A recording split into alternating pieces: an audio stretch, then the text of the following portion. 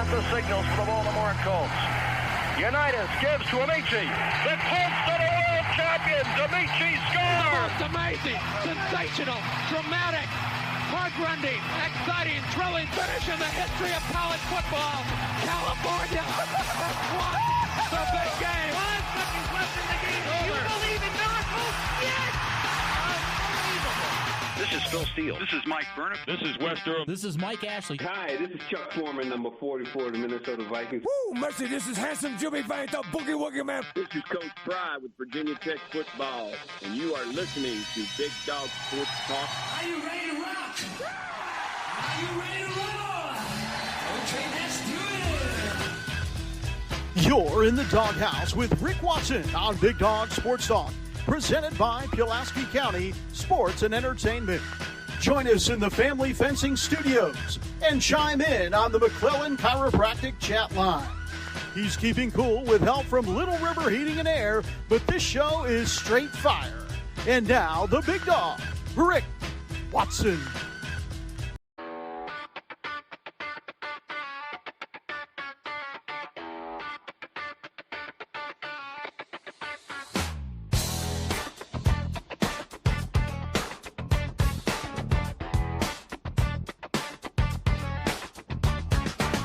Rick Watson's got the mic, he's the big dog king. Cover sports so sharp, it's a New River thing. Virginia Tech fire, rapid pride too. Every stat, every play, he's bringing it to you. He's got that voice, deep as the valley, breaking it down, no dilly, no dally. Big dog sports talk, feel the bark.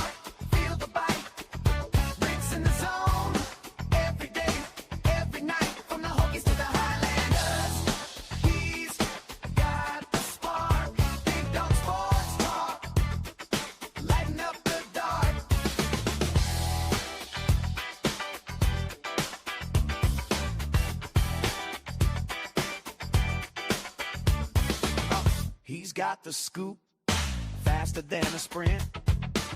Calling plays like a coach, every word's a hint.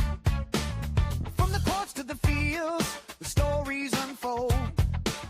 Rick's play-by-play, worth its weight in gold. With a laugh and a growl, he'll pull you in. Big Dog's podcast, let the games begin. Big Dog Sports Talk, feel the bark.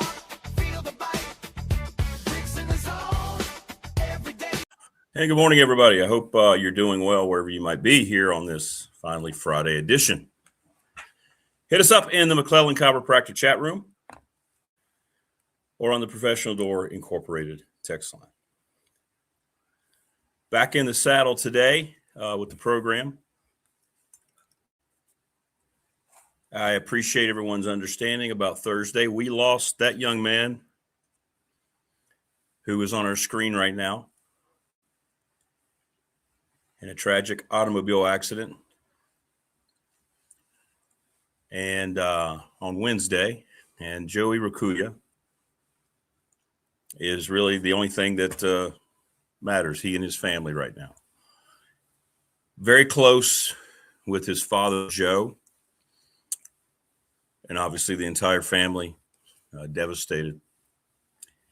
And they're all coming in today to the ballpark, and we will play baseball this weekend. Yesterday's was an entire day of counseling.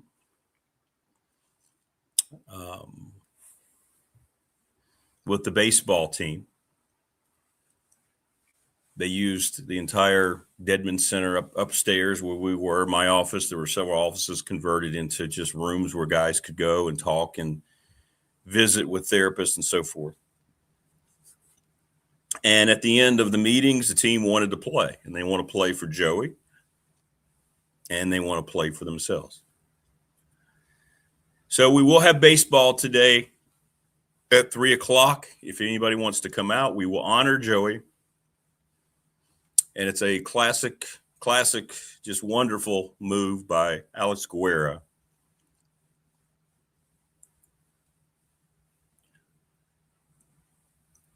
Joey Rakuya will start at second base today. He will be announced amongst the starters. They will have his glove, I'm guessing his hat there at second base, and then the first pitch will be an intentional ball, and then they will announce that he's being substituted out of the game. So if you can't make it out, I'll be on the call today on ESPN Plus. So it is, without question,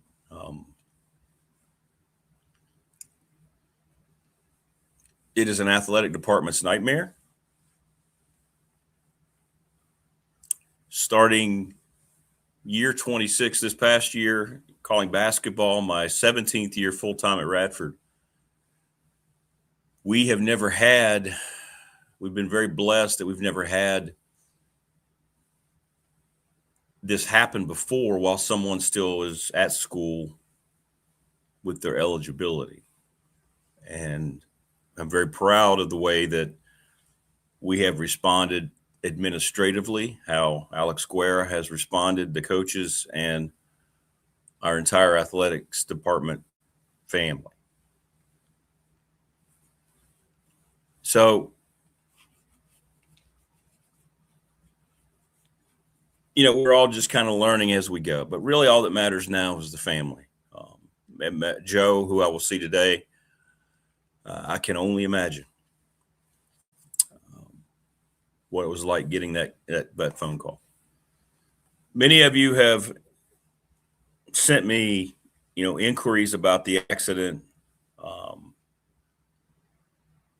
on the text line, professional door text line. That's not something I'm going to discuss.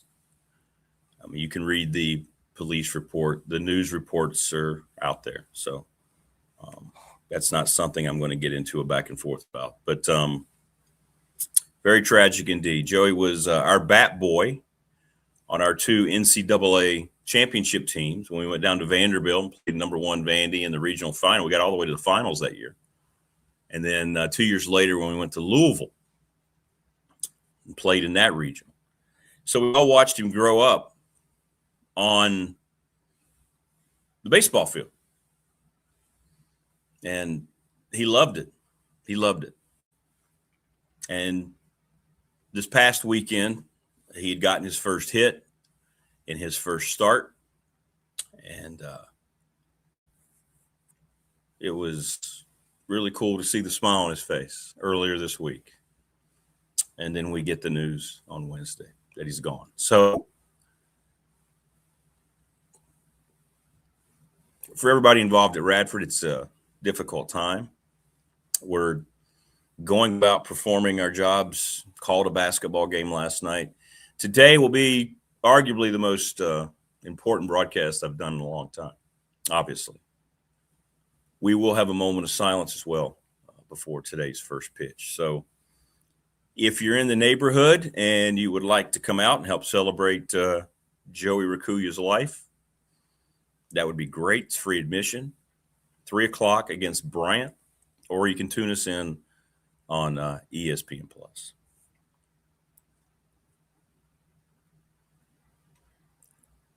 And I do appreciate, I don't know how many of you I heard from. My goodness. 30 people who tune into the program. Thank you so much. This is all about the family right now and Joe. And we are just right now trying to do everything we can to try to help them at this point. So anyway, thank you so much, everybody, for everything. We appreciate it greatly. I appreciate it greatly. Coming up today, Will Stewart will join us at 7. People have sent me inquiries. Where's Will? Did you and Will stop getting along? No, Will always takes the show off at that point because there's nothing to talk about. So I say, hey, will you come on so people know that you and I still love each other? Mike Ashley will join us, his open mic. And then Jen the Gamecock Girl will give us another myriad of excuses as to why she's not going to play her sax. All right, we go get Creed in. Hang on, be right back.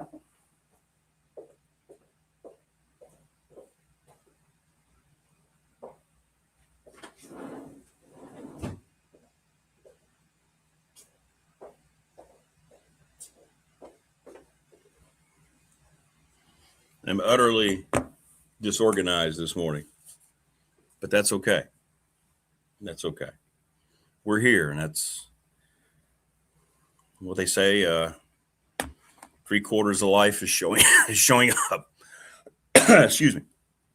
Thanks to Family Fencing for sponsoring our studios, 540-200-8294, familyfencingnrv.com.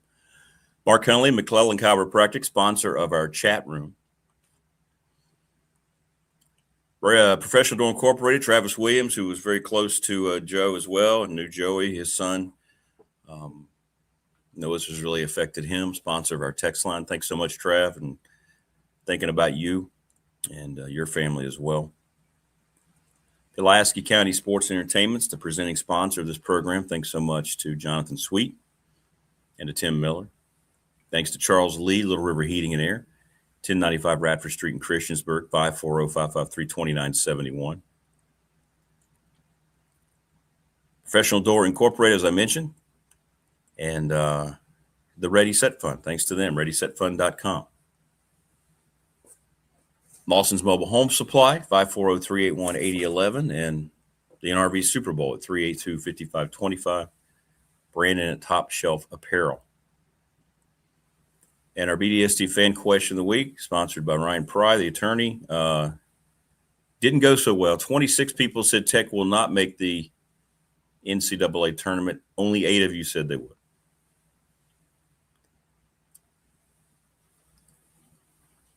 Thank you. Thank you, Brian. Get caught up here on chat. Good morning, Morris. And Morris, I really appreciate you. You sent some really nice messages, and I appreciate it, man. Thank you so much.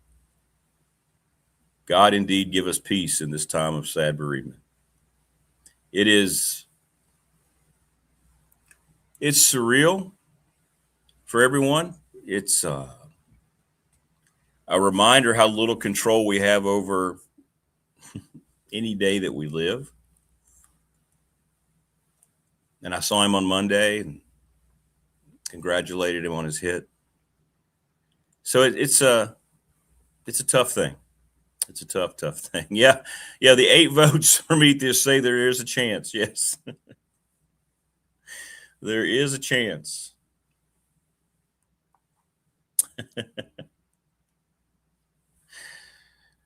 And they've got that first chance tomorrow against Carolina. So we'll see if they come through on that. Carolina, I think, is very vulnerable, and Tech's very, very capable. Thanks so much, Big Al. Talked to Big Al. He was very nice yesterday on a phone call. Yeah, a young person just starting out. He was so excited to be in the program that his dad had coached, and he's been known Alex since he was a little kid. Hey, good morning, Tina. Good to meet you and hubby last night. You old Giles Countyans, you. I got to meet. It's great getting to meet so many people who support the program. Please subscribe, like, and share. We got to get the number up because guess what? I got my first, hey, you're doing great, but from YouTube finally. So we're going to have to, I'm going to have to figure out a way to spend more time with this, and we're going to have to get 1,000 subscribers. I urge everybody more than ever to please tell anybody you know that might not mind having a subscription and from time to time would like to, they'd like to be incredibly entertained all the time. But if they like sports, I'm going to need some assistance here. We have 815, so we need 185 more. And YouTube will shut you down pretty quickly. So we need to get that up. Despite our wonderful visual metrics, we're only at a few months here to try to get this done. So I would like to get that done so it's not always something that's on my mind. So please go out and do some farming for me. And I need to do a better job of spending some time and generating some promotional aspects. It's tough with basketball. I won't be traveling other than Saturday and in the tournament the next week. So we'll see what we can do. But please spread the word about subscriptions. We got to get to 1,000 here soon. I have all the confidence in the world we will. But it was one of those, like, when you would go when your dad would, like, compliment you about something, but he was really waiting to yell at you. That's kind of what the email was. Hey, your rewatches are some of the best of any live programming that started over the last 6 months on the entire channel. It's amazing. But you need to get to 1,000 so we can run advertising on you. Okay, I'm trying. Maybe if Jen would play her saxophone, we'd get there.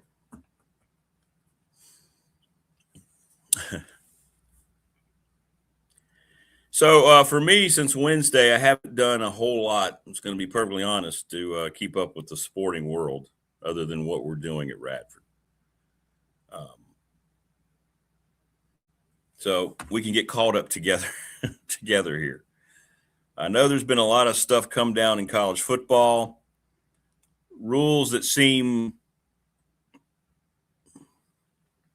very superficial with all the other problems going on with college athletics, but I understand. I guess I can say I understand why that they are doing that. Like, for instance, we've had college football players wearing their football pants, and they've been cut off kind of above the knees. Just stupid. So yesterday, they're going to mandate that no college football player can be uncovered any longer. They have to be covered from head to toe. And I think Todd Grantham, he's been a real proponent of this because he hated when guys would show up like this look here, which is really stupid. See that right there? See how he has it looks like he's just wearing a pair of shorts. Why aren't you wearing your knee pads over your knees? So it's going to be similar to the NFL rules, and it's going to start in 2026. So they have to all be covered from the waist down. And this will end the dreaded short shorts era.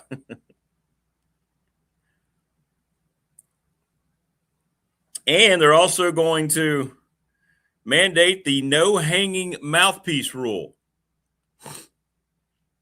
Yes, these are the things that they're focused on. Now, the first one I agree with. And no football player should ever look like this. Look at the kicker. He's wearing short shorts. Y'all see that? Look at the Alabama kicker. Or the Oklahoma kicker. What the hell? When did that happen? We used to wear things like that when we would have our walkthrough days, right? When you weren't going to hit, like on Thursdays.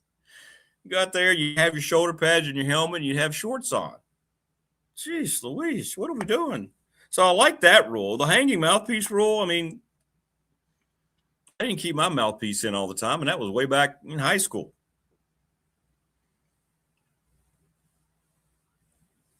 Yeah, I saw that too, Al. Another lawsuit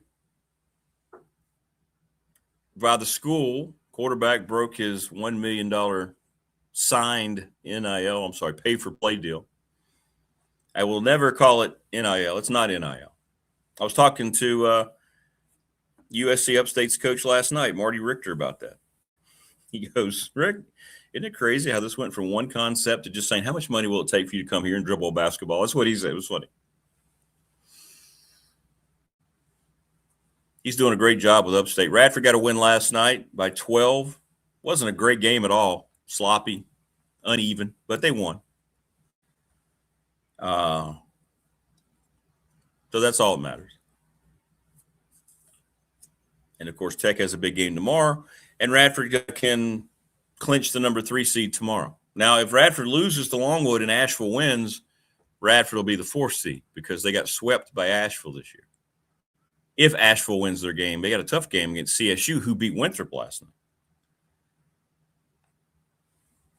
If Radford wins, it doesn't matter what Asheville does, and Radford will be the number 3 seed. Keep in mind that if we are the 3 seed, that'll be the late game next Friday, a week from tonight. So we'll be starting at 9 p.m. We likely will not have a show next Friday. I will keep you updated throughout the week as I travel. I don't know what that was. Did y'all hear that? Ping, ping.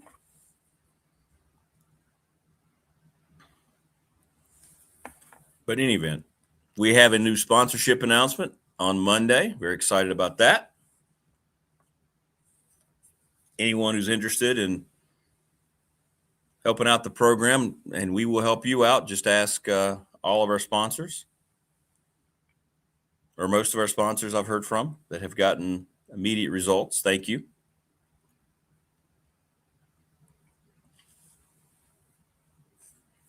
So we will have a new sponsor announcement joining the family on Monday. So it's good. Morris says, I am finishing Sisler's book, Shatterproof. That's right. You've been on that thing since you got it, man. Will be a great resource for the Rakuya family. Great book. Yeah, that's a great idea. That's a great idea. Of course, what we found out Lauren has gone through is immeasurable. I mean, I can't. Both parents lost, and then her brother. Oof. Yeah, she is. I tell you what, she was an inspiration. Big smile on her face. Life's thrown a lot at her. No question. No question about it.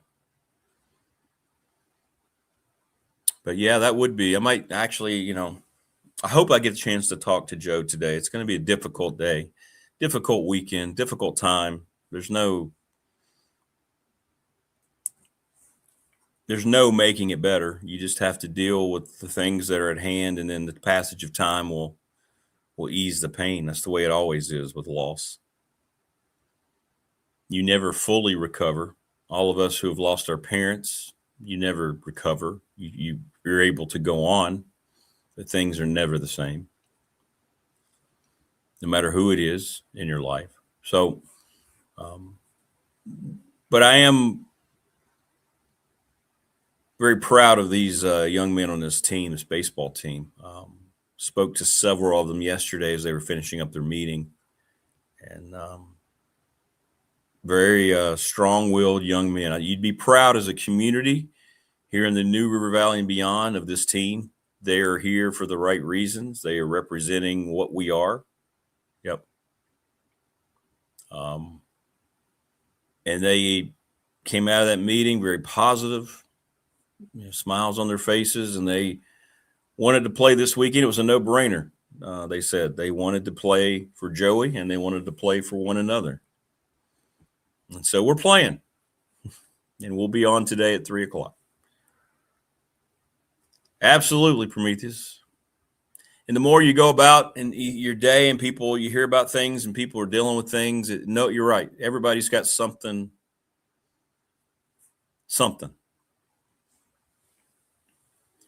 I know Wednesday afternoon, I reached out to my son who's at Wise, and we all have been very open about what happened. It's almost a year ago with him and his suicide attempt. And the first thing I did, not that I was thinking he had fallen back into that, because he seems to have conquered it, but just because I wanted to hear his voice, and I explained to him what had happened, and he understood. Dad, I understand. Call anytime. I knew he had class, so I was just waiting. I said, hey, I just wanted to hear your voice. Thank you, Opal. Thank you so much. It's you go in, like yesterday, you go into the office and everybody's just sitting there. There's not any words. There's not really any expressions.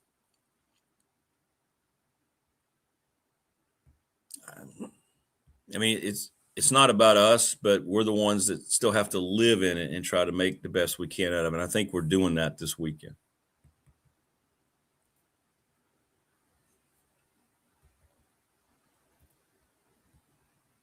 Yeah, I'll have to get that book from Lauren. And she will sign it. Absolutely. She will not charge anyone here. We're going to have her back on. And I appreciate the Montgomery County Chamber. Steve, thank you so much for arranging all that. That was awesome. That was awesome. Good stuff. Good stuff. And I'm glad it had an effect on you, Morris. That's awesome. The outpouring of support has been tremendous. I've seen it all over X. The college baseball community has been unbelievable. And I do mean absolutely unbelievable.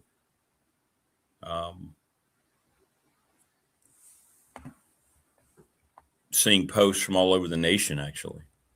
Everybody from our conference. And at the end of the day, you realize, we're all in it for the young people. I know it's changed and many of them are getting paid, but, these guys aren't. These guys are there for all the original reasons. So, not that makes them any, more sympathetic figures, but they playing for the love of the game is still something that's there in a lot of the sports that we have in college athletics. They seem to be going away, but for the most part, I think that's the case. And, we'll get back to the games and we'll get back to the results. Like, we'll be talking about how the series went this weekend against Bryant.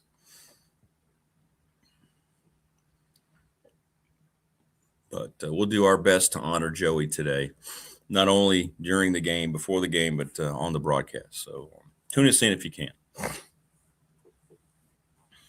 But a great gesture by Alex to start him today at second base. That's going to be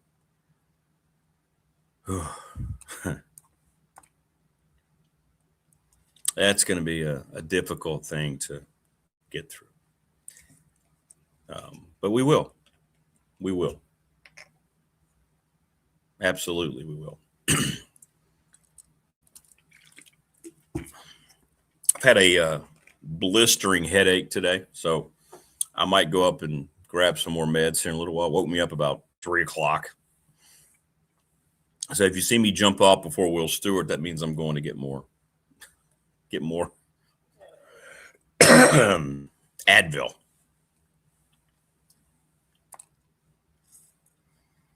I don't think everybody that's hit me up on the text line. I don't think Jen's playing today. No, I haven't heard. So the Jen and the saxophone, I want everybody in chat to give her a hard time.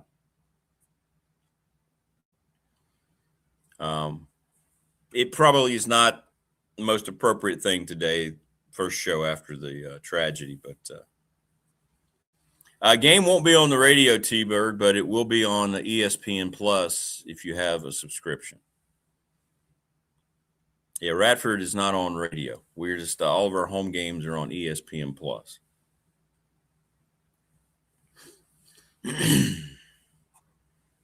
So if you get a chance, check us out. ESPN Plus. All you have to do is bundle 4 of the things together, and we're going to charge you $109.95. Well, I don't know what they have now. Streaming, it's going to solve everything. After you pay for a premium subscription, remind you that you can't buy a movie without spending $7.95. But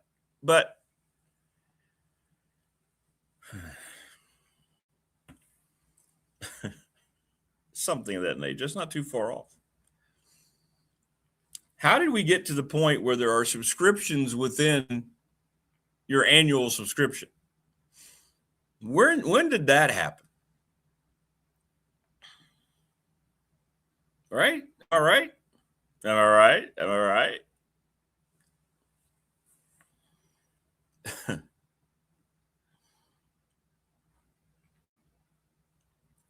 I mean, I have Prime.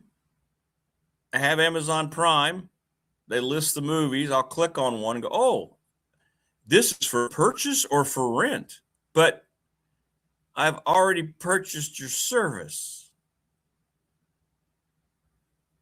And it's usually not very expensive, but it's just the principle of the thing. Like $3.95, whatever it is. I don't understand. I know you have, Morris. I know you have. Hey, Jason, thanks for coming out. Yeah, it was let's just say it the way it was. I said it to Zach Chu after the game. That was an ugly game, Coach. It was weird. Nobody could make a shot in first half. We hit a half-court shot. We're the best team in the country. I think we've hit 7 or 8 half-court shots this year. Louis Jordan hit one. We were down by 4. He hit one. We were down by 1. That momentum carried into the second half. We practice them. I'll tell you that. I watch them in practice. They take them all, man, and they make them. Yeah, I'm with you, Tebow.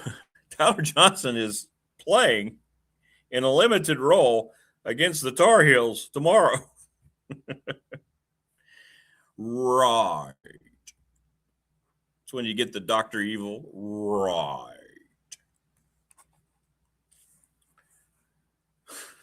If he doesn't, just can they just stop talking about it? Right? Oh, you watched. Okay. Gotcha. Well, either way, thanks for checking us out last night. Yeah, if Tyler doesn't play tomorrow, let's just don't ask him any more questions. Let's just end it.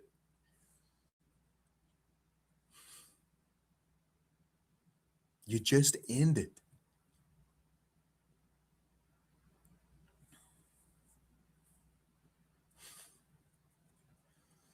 What is that from?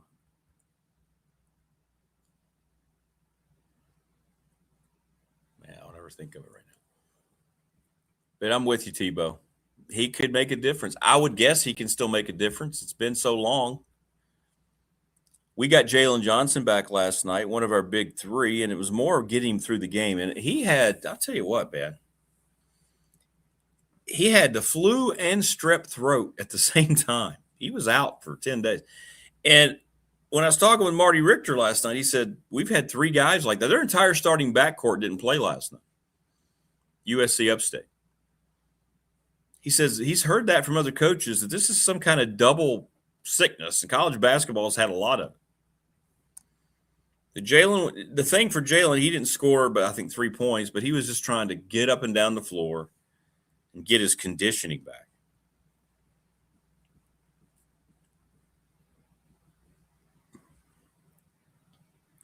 Yes, no doubt about it. William says, the new gym up in Farmville is nice. I might be at the game tomorrow. Go Highlanders. All right, well, good. William, if you're there, come by and see us. It is nice. They built a new arena a couple years ago, and they did a nice job. It's good. Ah, there's the first bot. See you, Joey. Loser. So, yeah, it is very nice. Very, very nice.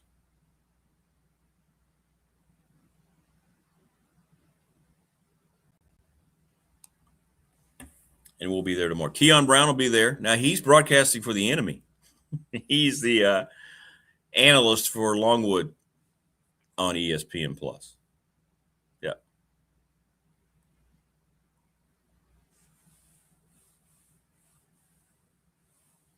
So we'll see what happens tomorrow. It is a big day. It's a big day college hoops locally. Tech's got to win. They lose that game, they're right back off in the same spot, especially against a wounded Carolina team.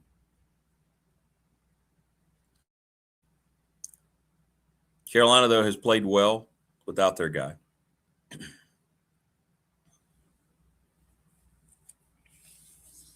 And they have to win. I mean, let's just say it the way – good news for me, Let's see here. Tech plays tomorrow night. Oh, I should be home. Yeah, we play at 3. Yeah, we'll be back. I'll be back. I can watch the Carolina and Tech game tomorrow night.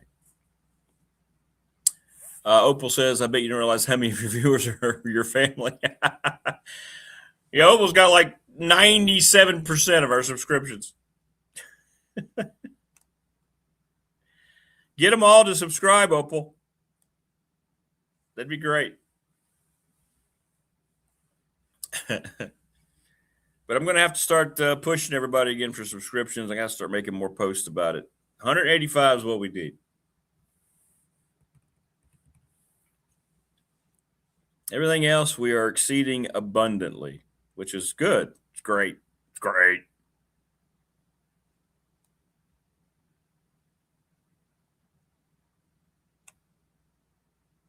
But yeah, we got to get that part. We got to get that part. It says 8:30 here. It says Saturday 8:30 on ESPN2. Now, for me, it may start closer to 9 if other games are late, but it says here 8:30. So, who knows? Virginia and Duke is the highlight game. That's where Teal will be tomorrow. Wow.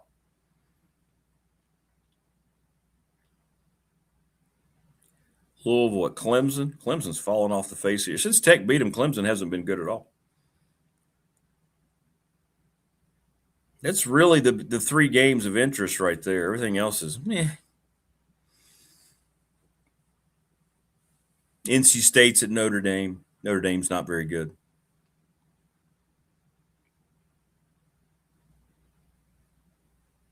And then we've got our game at 3 on Saturday, which has become a nice little friendly rivalry, Longwood and Radford. Nothing will ever replace what we had against Liberty. It's kind of like nothing will ever replace Virginia and Virginia Tech for those 2 schools, but it's kind of developed into a pretty good little back and forth between Radford and Longwood. And, I always give Keon a hard time because I'm like, when you're sitting there calling a Longwood game, you want Radford to win. He'll go, well, yeah. You wish you were over there with me and Neil. You wish you were over there wearing the red and blue, right? Well, yeah.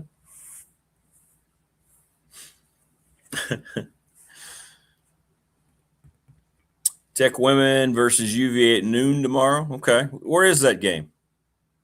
Is that home or away? Guess I could look it up. That's what these little spy devices are for, right? So we pretend like we're doing great things for us, and then or that's Sunday. Virginia Tech at Virginia on Sunday. Not Saturday, but Sunday, March the 1st. Oh, there you go. That'll be fun. That'll be a lot of fun. All right. Yeah, I thought that was the case because the women and the men don't play on the same day in the ACC. Yeah.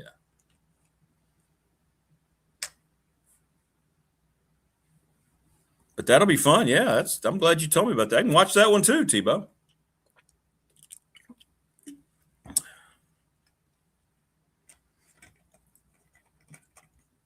Thanks, Eric. Eric says, I might bring my family out to the game today. What's the weather? All right.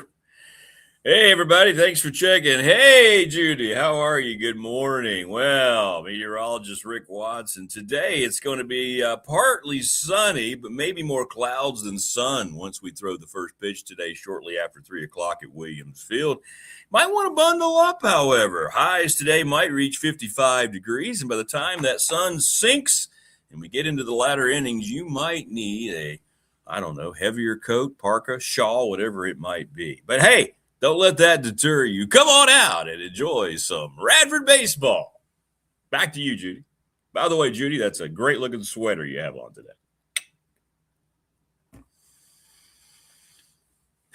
Sorry. Tell me I couldn't be an on-set weatherman.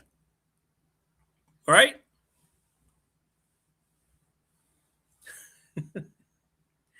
All right.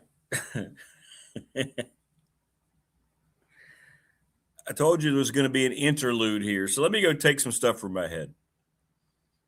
I know nothing will help this head, but I need something. What can I put up here? What do y'all want to see? Let's see here. It'll be fun. It's always Selma, right? WKRP Cincinnati. Now we might get into some WKRP talk. It got me inspired to be in radio. How about just simple Selma? I'll be back in a second. I got to go take 4 Advil. Complete disclosure here. I got a damn bad headache. I'll be back.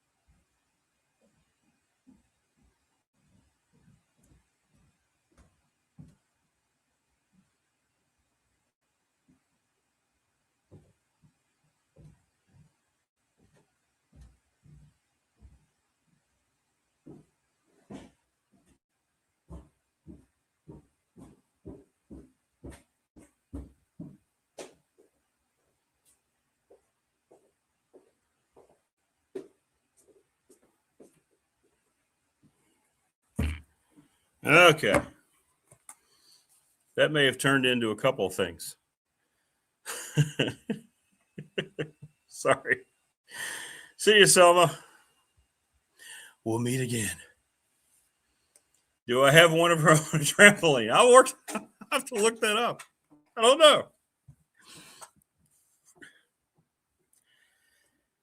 know. Yes, everyone make a second YouTube account, subscribe, boom, we'd be done. Yeah, I'd have to lie about how much. Yeah, I don't know. I think I would just, I think people would appreciate it because we see all these weather folks and they get so excited about winter weather and the snow. They placate to that crowd. Opal, we're not preaching to you. No judgment here. I mean, I know you're completely wrong about your winter love, but I would be the other guy. And I think people would appreciate that. Yeah, I know, Judy. You know what, Judy? Let me do the weather, okay? You don't have to lead me in being all excited about the foot of snow we're supposed to get. I mean, I'm the one tracking this thing. I see the fronts, okay? I know the atmospheric pressure. I understand what it means when the cold weather is going to come and meet moisture head on. I get it. He's the hostile weatherman. That'd be great. That would make local news fun again to watch.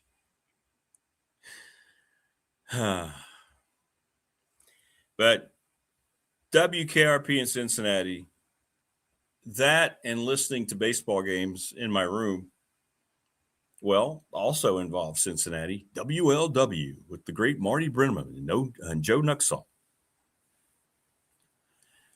Come on, how many of you listened to baseball radio growing up? It was great. WKRP was an outstanding show. It really was. Great cast. It's when we met Lonnie Anderson. Howard Hessman was terrific as Dr. Johnny Fever. Tim Reed, Venus Flytrap.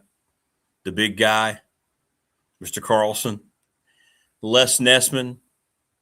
I swear I thought turkeys could fly. One of the best episodes ever. Well-written show, smart. And I'm telling you what, saw a documentary on it. And at the time, and still to this day, people who were in radio talked about exactly how their station was. And I know myself early on and even toward the end, yeah, it was representative. It's a different, strange environment around a radio station. That was a really good show. I think it only lasted about 4 years, 3 or 4 years. I need to find the Blu-ray of that too. And that's what you're going to have to start doing. You have to start finding the things you really know you want to watch that you never want to stop watching, so you don't have to subscribe somewhere and then pay for another subscription to watch episodes. I like that idea, Matthew. Thank you. Yeah, everybody just make a second YouTube account and subscribe again, and boom, we're there. Let's do it.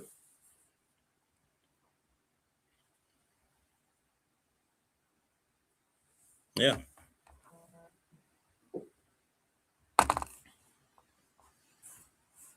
Well, they were dropping the turkeys out of the helicopter.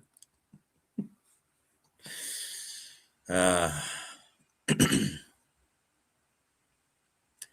then they started the running joke of Les Nessman always having a Band-Aid. If you notice, every episode he's got a bandage on somewhere. And they did that subtly.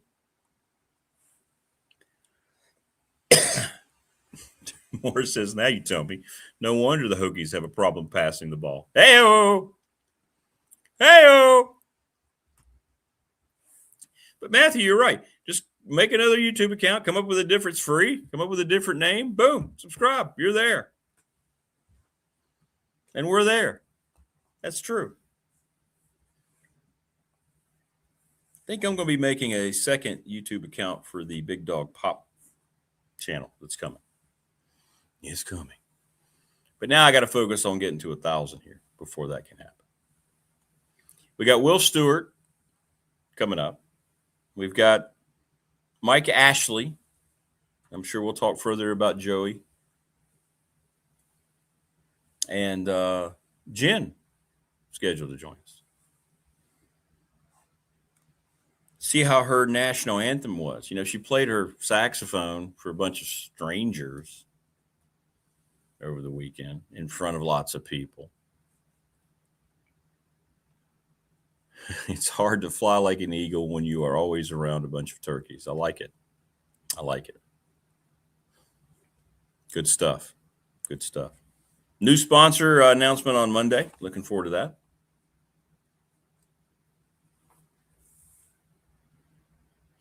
And hopefully we'll hear back and we'll have another one to announce soon. That would be great.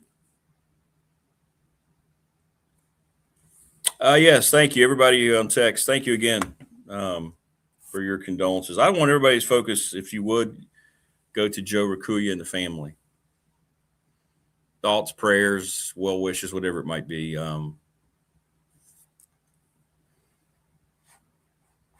But the young men yesterday got great care. They became a priority. All our student athletes, counseling all day, and the team came out wanting to play. We want to play. We're baseball players. This is for Joey. It's what we're here for. So we will have baseball today at 3:00. Opal says, I'm ready for spring and all the spring flowers. Yeah, I bet you have immaculate garden. I'd like to see Opal. I bet your garden is like, you just come across as somebody has a green, not only a green thumb, but maybe 2 green thumbs. But I don't like the hot heat of summer. See, I'm the total opposite.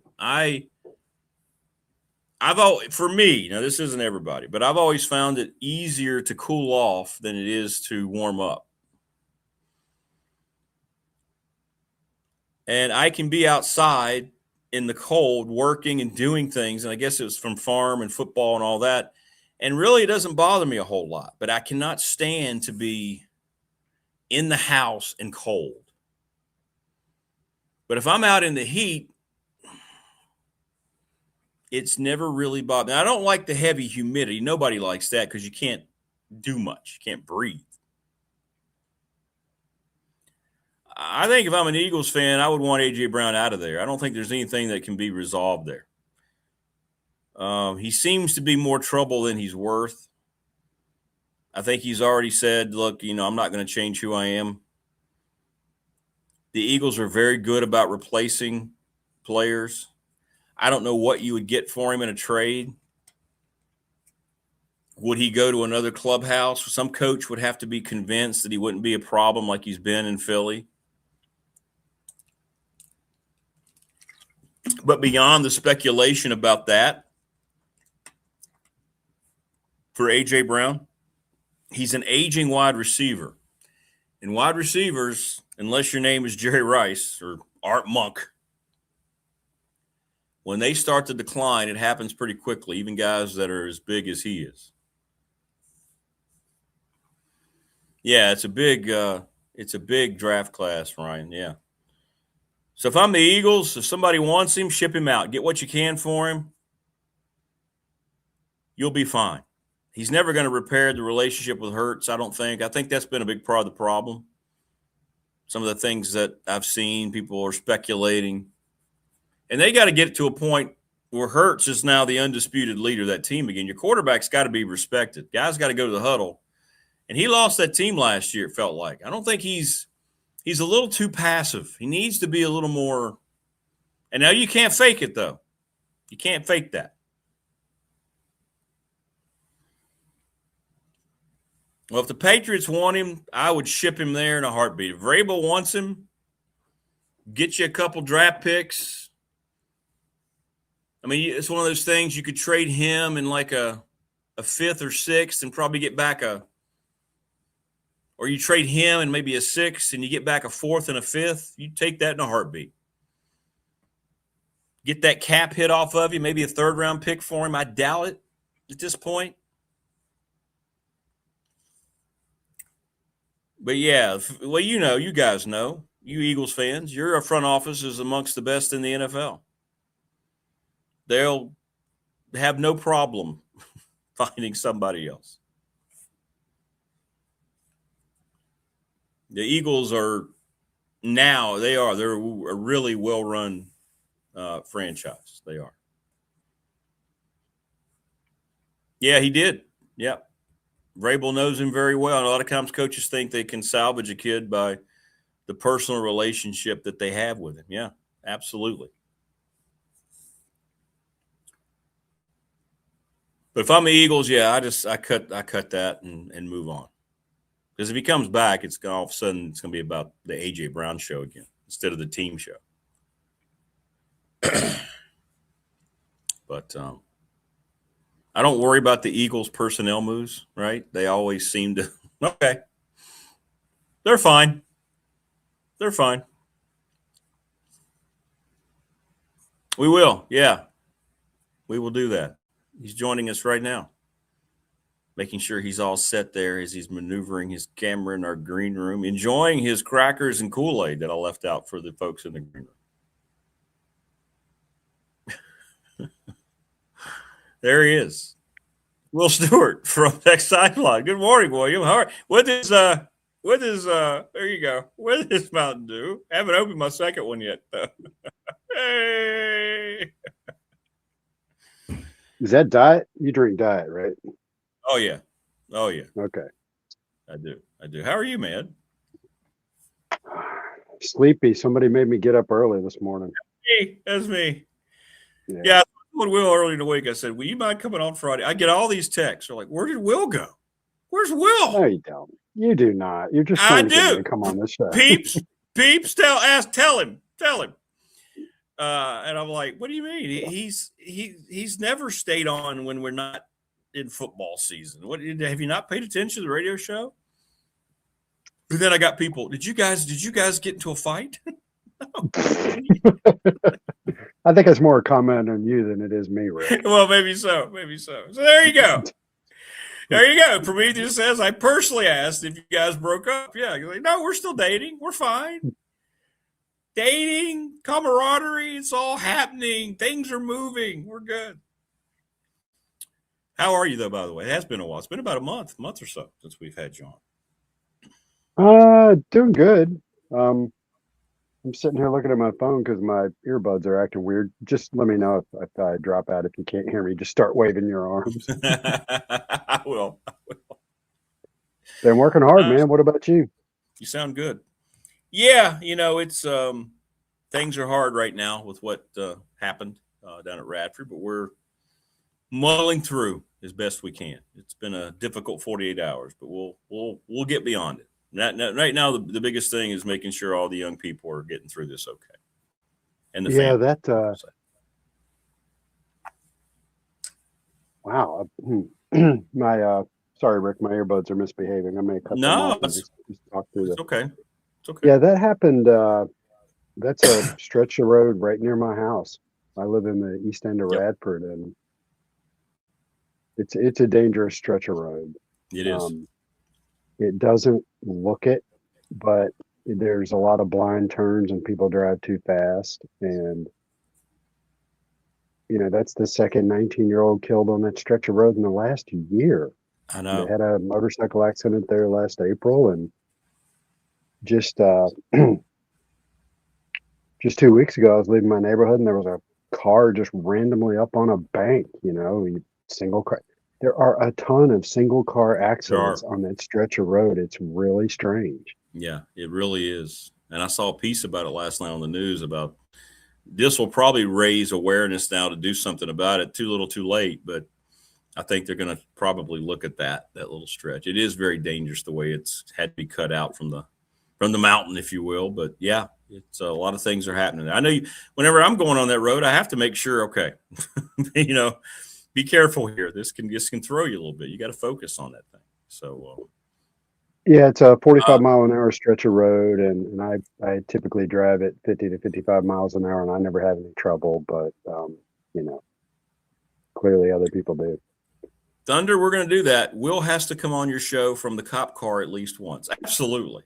He and I might do the show together one time from the cop car. We're just driving down the road. I'll have like one computer. We'll just be talking.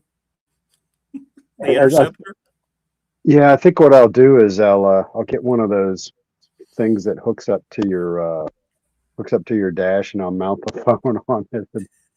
I'm sorry, folks. I don't have sirens or anything like that on it. It won't be that exciting. It'll just be me behind the wheel of a car. Can we wear Blues Brothers glasses and the hats, and we can just be like cop car, cop motor, cop brakes, cop seats, cop suspension? Yeah, cop suspension. What's the line about? It's something about how much gas they have. It's dark and we're wearing sunglasses. Yeah. Do you know the whole line? Well, no. It's funny. We just watched that. My daughter and I had watched it, and my youngest son, who was he had not seen it. I don't know it all, so I don't want to butcher it. Here we go. It's 106 miles to Chicago. We got a full tank of gas, a half pack of cigarettes. It's dark, and we're wearing sunglasses. And then Belushi says, hit it. Hit it. That'll be me and you doing the show from your car. So the cop car sat in the parking lot for weeks with snow on top of it, and you guys know the snow was fluffy underneath and icy on top, and that icy part took a chunk of paint off the cop car, so it's got 2 chunks of paint off of it now. Well, that happens. It happens. Yeah. You know, when you got an old car with a cheap paint job, that's what happens. Well, it will not affect the performance level of the Interceptor. We know that. So no, and the amazing thing was, even though it sat for a month covered in snow, it fired right up when I got back in it. So of course, that's how cop cars are, man. They're reliable. It's awesome. It's awesome. Yeah, we're gonna do that. We might do that. Maybe we'll do that this summer. We'll just get out there. The time of year that only 12 people are watching. Yeah, we'll just get out there and do some things in the cop car. Pretend like we're pulling people over. We're just kidding. We're not a real cop car. Y'all have a great day. Man, when I was in high school, I knew a guy who he didn't have a cop car, but he had one of the bubble lights that you stick on top of your car with a magnet. And he scared the hell out of me one time. we were out drinking. He dated a girl who lived on a farm, and we were out drinking in a field one time, and may have been underage, maybe not. You know. Yeah, I got you. I understand. We're driving home, and I see this red light come flying up behind me, and I'm having a cow, and I pull over, and he just flies by me, just pointing and laughing. Good cop, bad cop. I'm assuming Rick will play the bad cop. Wait a minute. Why is that the immediate assumption? Come on. Yeah, you're probably right. I'm not touching that one. Yeah. Hey, you're getting a lot of compliments on the TSL offensive and defensive preview that you guys had. So there you go. Yeah, we got guys who are cranking out content, even though James Franklin and his staff are not doing interviews and not doing media opportunities. No. I give them a hard time, but we're actually working on getting Franklin on the podcast. Hopefully it'll happen fairly soon. He is very different from Brent Pry. James Franklin is all football all the time, and very, very intense. He's a Nick Saban-like character where he packs his day with football stuff, and I mean, he understands the value of doing media, but at the same time, he doesn't like to do a lot of it, because when James Franklin puts an activity on his calendar, he wants to know how that's going to help him win football games. So that's how he's wired. And we're told that once he's going to go first, once we get him on the podcast, then that'll open the gates for assistants and things like that. But James wants to be first. So we hope we're going to make that happen soon. What's the time frame? What's the time frame? Well, so ironically, a little peek under the hood. I was texting with Travis Wells last night, and he does all the scheduling. And Travis offered Monday night at 5:30, so I threw it in the company Slack. And Andy Bitter teaches a class on Monday night at 5:30. He's a instructor, professor of practice, maybe is what they call it, in the sports media department. He teaches a sports media class at Virginia Tech. So Andy brought the house of cards down, and we couldn't do it Monday night. And now we're trying to fit it in a different day. So I don't know when that'll be.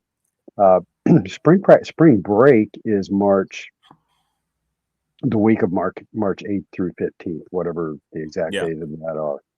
I don't know if that's a possibility, but once they come back from spring practice, that's when spring football starts, the week of the 15th. Yeah. So, we won't really be able to get him then. I think that's when he'll really go full bore into coaching stuff. So yeah. It does have to happen in the next, what did I just say? Well, next 2 weeks. You got next week, and then you got spring break. So we'll have to try to make that happen in the next couple of weeks. And they are doing, what's that? Couldn't Andy have just called in sick? Can't be there, kid. Sorry. I didn't go there, man. Yeah. Say, hey, Andy, the kids miss your class. You're allowed to miss it too. That's right. That's right. But they are having some media opportunities on Monday. They are having, they're allowing limited number of media members into the weight room, I guess, for whatever workouts they're doing right now. And then so Virginia Tech plays Boston College in basketball Tuesday night. And before that, they're going to make the assistant coaches available. So we will have some media opportunities this week. Oh, good. I hope that worked. You guys have earned that. I mean, my goodness, it's 30 years and counting.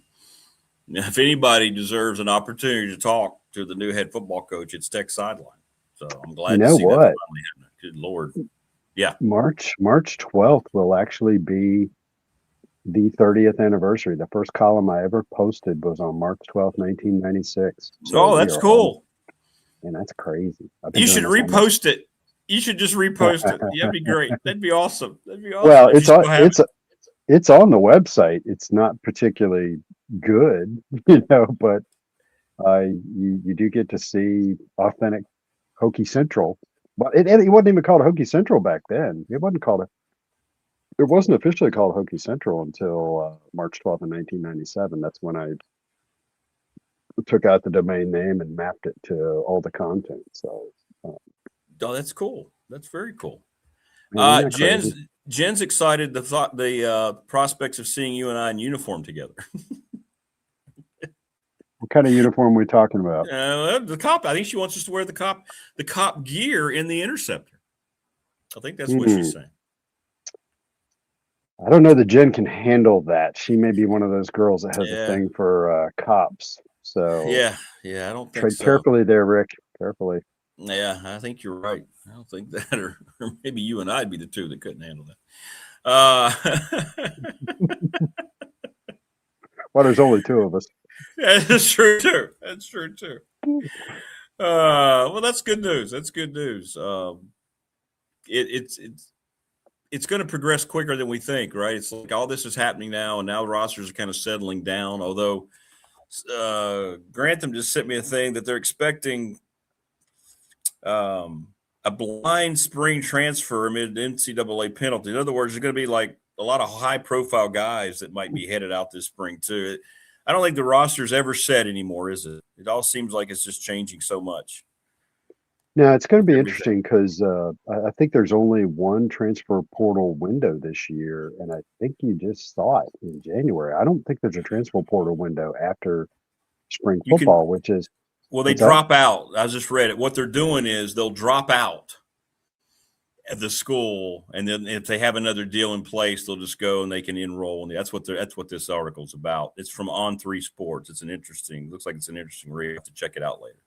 So that's what they're doing. Players are creating their own portal by just saying, see ya. Well, the transfer portal is not what allows you to transfer. You can transfer anytime you want, but that's right. The portal just tells the college football world at large that you're transferring and provides a permission / method for them to contact you. Yeah, if you want to drop out of school and transfer somewhere else, you can do that. Do it old school. There didn't used to be a transfer portal. You just say, I'm transferring. I'm leaving. Yeah, it says about 20 to 25 major high profile players are planning on dropping out and enrolling in another school because they have better deals in place. Now, if you're the NCAA, if you are the NCAA and you want to cherry pick some easy tampering cases, you go after those guys because those guys are dropping out because they're communicating without being in the portal, and just subpoena that cell phone, man, and you can throw some schools on probation, do NCAA old school. And of course, I'm being facetious. They won't do that. No, they won't. They won't even touch it. They won't even look at it. You're right. They'll just, whatever. Have fun, everybody.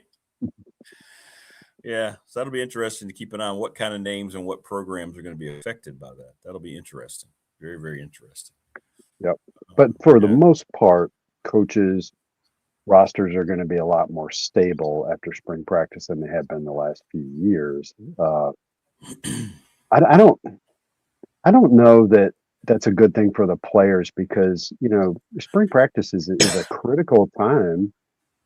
And an athlete, a football player will often go into spring practice competing for a spot on the team, a starting job. And in those 15 sessions, you learn a lot. And some guys come out of spring practices and they're done with the school. They're not going to play. And now you're telling them they can't enter the portal and they have to stay with that school for another season.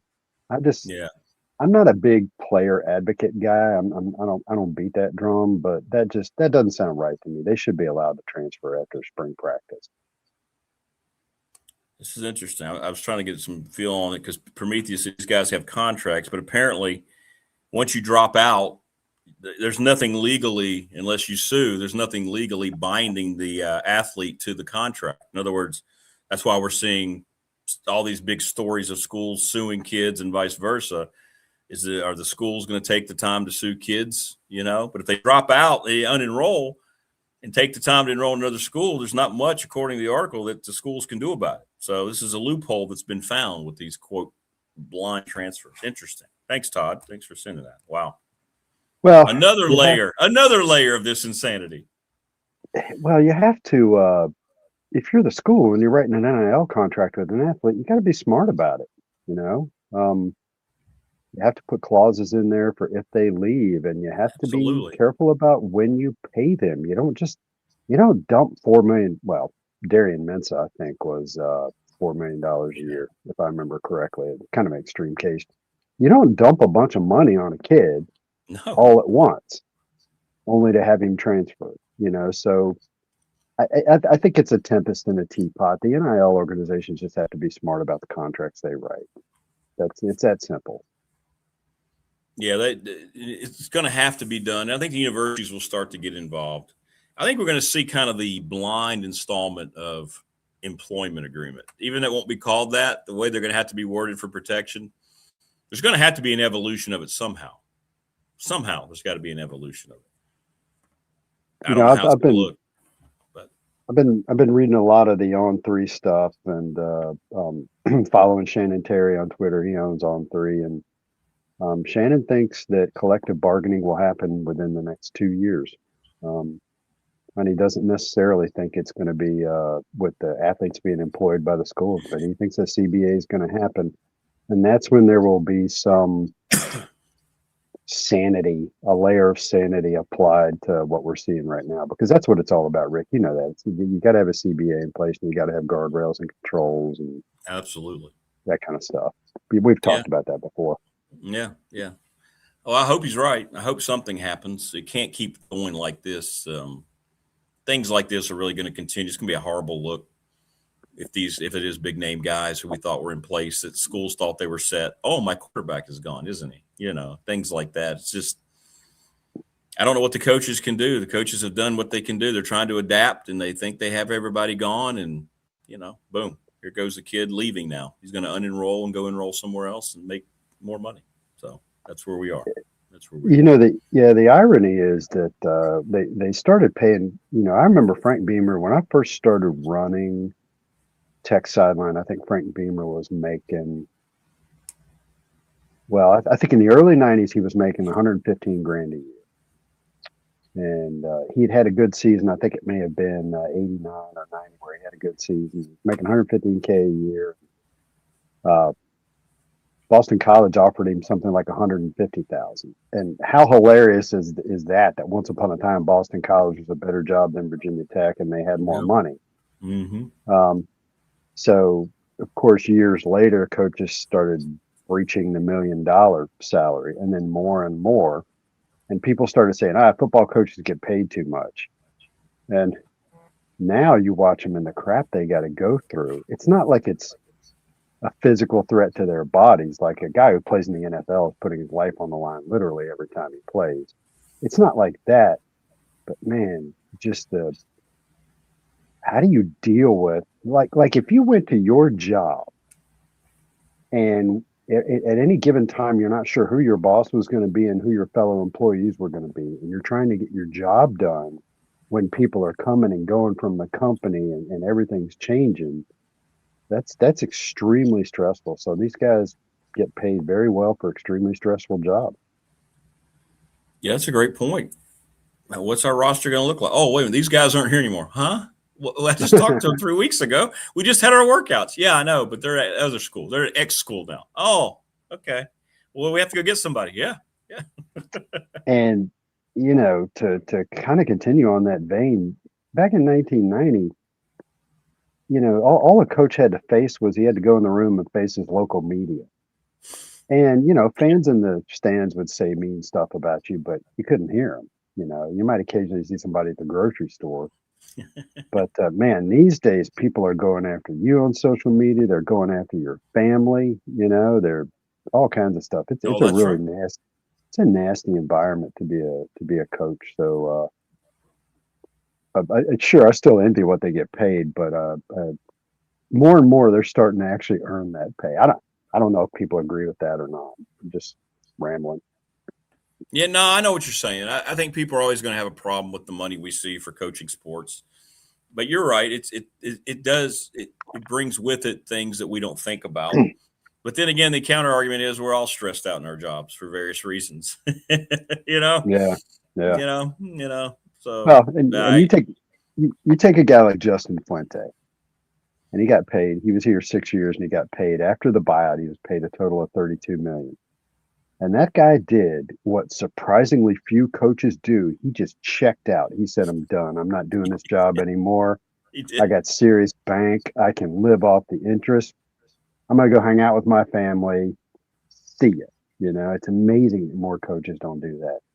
I guess they're just wired to be really competitive, and the money is actually less important than the competition, because most of us, if we got life-changing money in the span of, if we got $32 million in 6 years, we wouldn't work anymore. No. Would you be streaming on YouTube if you had $20 million in the bank? I would not.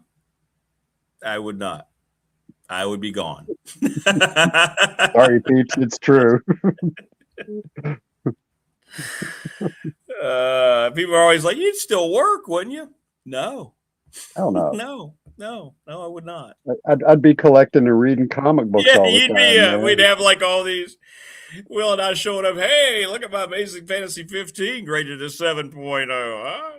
This is better than the last copy I bought. Out of my 5 copies, this one's the best. I had to upgrade from my 6.5, didn't I?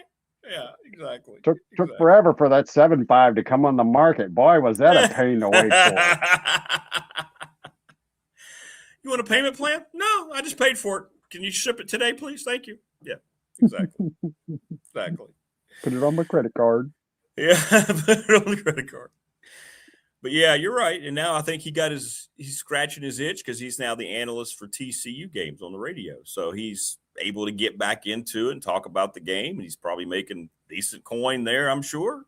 So a little extra pocket change for him in case the 30 mil isn't enough. Yeah. I got to figure out some way to catch a TCU game and listen to him, because he was always such a serious guy. It'd be interesting to hear him on the radio and see how he is. Yeah, I haven't heard any of his broadcasts. Yeah, I have not heard. I've not heard. So speaking of analysts, somebody who's really good at being an analyst is Liz Kitley. Have you caught her on the ACC network at all? I have not. She's good. No. She does some ACC network stuff. She's done a couple of radio games with Evan Hughes. She's pretty good. Is she? No, I don't. Yeah. I don't usually watch the ACC network. It's not really my. Hey, I better tune in tonight and see what they got. Ever since Mark Packer retired, it's just not the same. Well, since Wes left, yeah. I used to watch that show. Yeah. Wes left the ACC network? Well, that show. He still does. I guess I guess that was all he was doing. Right? Yeah. That's what he wanted, though. He wanted to do more broadcasts. He told us that when he was on the show. He wanted that. So. I tell you what, Wes is outstanding, man. When he calls a game, I know. Like he is so good. He's done his homework. He knows his stuff. Must see TV, man. I know. Yeah. I'm surprised that he's never been elevated to a higher level of play calling, but maybe that's not what he wants. I don't know. You know him better than I do. Yeah, I don't think he wants it. I think he just likes the region. He was at Georgia Tech all those years. He loves the ACC. Grew up in it with his dad. I think he's where he wants to be. I think that's what it is. He does the Falcons, so that's his little national taste of things. So, yeah, absolutely. So, are we boring the peeps? What do they want us to talk about? No, they're just commenting on what we're talking about, things like that. So, I can't really see what that says. Good. Oh, well. They're saying Rick's not going anywhere this time. Well, we'll see. $20 million in the bank, and I'm not even mowing my own grass anymore, Brian says. No. Yeah. Although you could Forrest Gump it. You could Forrest Gump it and mow a lot of grass. You could. Yeah, you could. You could. Have we talked about said, mowing grass? That's very therapeutic. Reggie says Justin Fuente gave up. Oh, he gave up the TCU job because, oh, that's right. He got hired by the dreaded college football playoff committee. Oh, that's a weird fit. Yeah. Ooh, yeah, that didn't seem like that's going to be like a tight glove, does it? That's going to be like one of those that hangs off your wrist and you can never get it to stay on. Don't you have to glad hand and meet people and stuff like that and talk to a lot of people? And, you know, we've talked about this a million times. At his heart, Justin Fuente is an introvert. You know, he's not a guy that likes to talk to a bunch of people. He's a football wonk. And I remember now, I appreciate him bringing that up because I remember now when that job was announced and I thought that doesn't sound like Justin Fuente to me. And I'm sure they didn't back up the Brinks truck. It's a CFP job. So, you know, I would love to have that guy on our podcast, patch him in remotely and ask him some questions. That's the most ludicrous crap I ever heard. Yeah. Coach, thank you for reliving that comment. Say, Justin, is it true that Trey Turner would not drink his protein shakes and that's why he never gained a pound his entire career at Virginia Tech? What was up with you in the quarterback position? My goodness, you butchered that, didn't you, your whole time? So, can you describe your decision-making process between Ryan Willis and Hendon Hooker? What went into starting Willis over Hooker? Your thoughts? Yeah. Your thoughts on that, please. And do you still eat turkey bacon, Coach Fuente? Best interview ever. Well, it's good to see you. Good to catch up with you. See, peeps, there's nothing wrong. Everybody who was concerned. I'm busy, man. I'm moving and shaking. I got guys that work for me now, and they cover all the stuff, and I'm behind the scenes. I'm the puppet master pulling the strings, and you talk about sponsors, man. I spend a remarkable amount of time with the sponsors now. You know, getting their contracts right and making sure all their stuff is delivered and getting them free tickets and discounted hotel rooms and all that kind of stuff. So there's that, and then we are working on finally a new website and a new hosting solution, and I'm spending a ton of time on that because, man, we got to get that right. We got a new football coach and new budget, new team, new coaching staff, and Tech Sideline needs a new website. So that's where I've been spending my time. Yeah, you're like the Dobo of everything. You're keeping everything organized behind the scenes. Like Dobos are the most underappreciated people in any basketball program. They do everything. They line up everything. They keep everything. Boom, boom, boom, boom, boom. You know, so that's what you are now. You're that guy now. You're letting your team play. Yeah. And then, you know, Frank used to say that John Belen was the real secret to success to their program, and John was the behind the scenes guy he was the glue guy that made sure everything worked. And then what the hell happened? And then what the hell happened to that guy?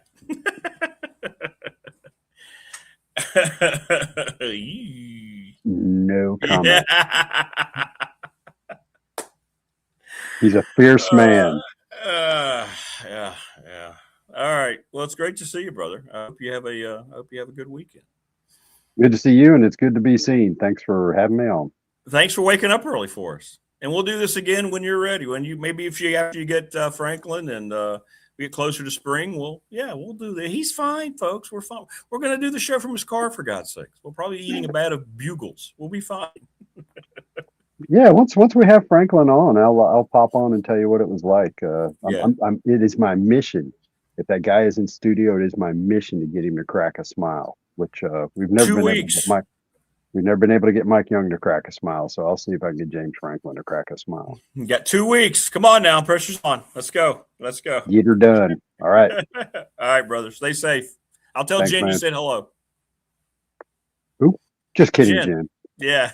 You know, that blonde chick, you know. Well, since I'm out of bed, I'll watch her segment. Is she coming on at 8? Yeah, she'll be on at 8. All right. We'll see you then, Jen. All right, man. Be good. Take care of yourself. Thanks, man. Bye. All right. There you go. Will Stewart, Tech Sideline. Great to see Will, as always. Will's all jacked up on Mountain Dew. Will is the Vince McMahon of TSL.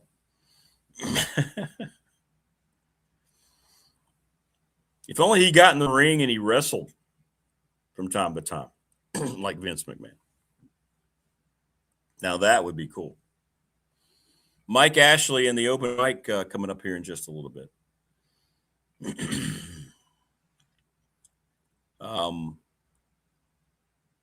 If you are in the area today, and if you are around your computer, tune us in. We're going to be celebrating the life of that young man today at the game against Bryant. Joey Rakuya, who was killed on Wednesday in a tragic one-car accident over on Radford Road. And I'll be on the broadcast today. Joey will be announced as the starting second baseman, I believe, with his glove on the base. And then they're going to throw an intentional ball, and they will announce that he's being taken out of the game. So I think that's a really nice touch by Alex Guerra. A really, really, really nice touch. It's going to be very emotional today. Let's just say that. I know the family is scheduled to be out there to be part of his celebration, if you will, to be honored, to be remembered. So it's going to be a very, very, very, very tough day, tough scene. But the team wanted to play today. As I mentioned when we came on, we spent a lot of time yesterday. We had them great support. The entire team was there down our hallway into our meeting room. They used my office. I just got the hell out. Said, yep, everybody can do whatever you want. And their decision was to play. It was completely up to them. They didn't want to play. That was fine too. And thanks to the coaches and the officials at Bryant University, they were completely understanding, and they were just kind of in a holding pattern waiting. And then, shortly after noon yesterday, the team decided they wanted to play this weekend. So they said they wanted to do it for Joey, and they wanted to do it for themselves. So, and you know what? That's the right decision, because it's the decision the team wanted. And I understand it was unanimous too. So things are bigger than the numbers on the scoreboard. And we're reminded of that during this time down at Radford University. Joining us now on the program, someone else who's been affected by all this, is Mike Ashley. What's up, Mike? Well, good morning, brother. Hey, how you doing? Doing well, we're doing. We're doing. Yeah, this is been such a sad couple of days for any of us affiliated with the program, and for really the whole community of Radford. I know the family there has so many friends, and I have no more to say about this. This is just it's not a good thing. We're not happy. I don't want to look too far ahead. I can say this about the program, though. Alex Guerra, if anybody can weather this, heck, he got an NCAA award for his bravery this winter. So for saving a person out of the New River. And the times I've been with this team, with these kids, they are amazing. They are resilient. They're strong. They're so enthusiastic, and my prayers are with them, especially as they get through this, because you shouldn't have to go through any of this stuff if you're a family, or if you're you losing teammates. It's just, I can't even imagine. You and I had that discussion yesterday about how neither of us had actually been through this in the team setting, where we work for a program and something horrible like this happens. Now, we've all lost friends after school, our age and things like that. And that's sad enough, but this is just, odes and poems have been written about the loss of young athletes. And this is, Yeah, no, you're well said. I mean, that's what it is. And These guys are, I tell you what, I saw a lot of them when they came out of their long meetings yesterday. Those guys are about as positive as you can be, you know, considering everything. They're good for the soul, those young men, but there's not going to be a dry in the place today when they announce Joey as a starter. I'll tell you that. I got here late. I didn't hear that. Damn you. Yeah, Joey's going to be announced as the starting second baseman. Then they're going to throw an intentional ball, and he's going to be replaced. And they're going to announce that Joe's coming out. It's going to be, going to be some high octane emotions today. And it's all about the family right now. It's all about Joe and Jody and his brother and sister and everybody involved, and that baseball team. So yeah, that's happening today. So I won't make it through that inning, but that's okay because it's supposed to just. It is what it is. I don't, whatever comes out, comes out. That's just the way it works. That's the way it works.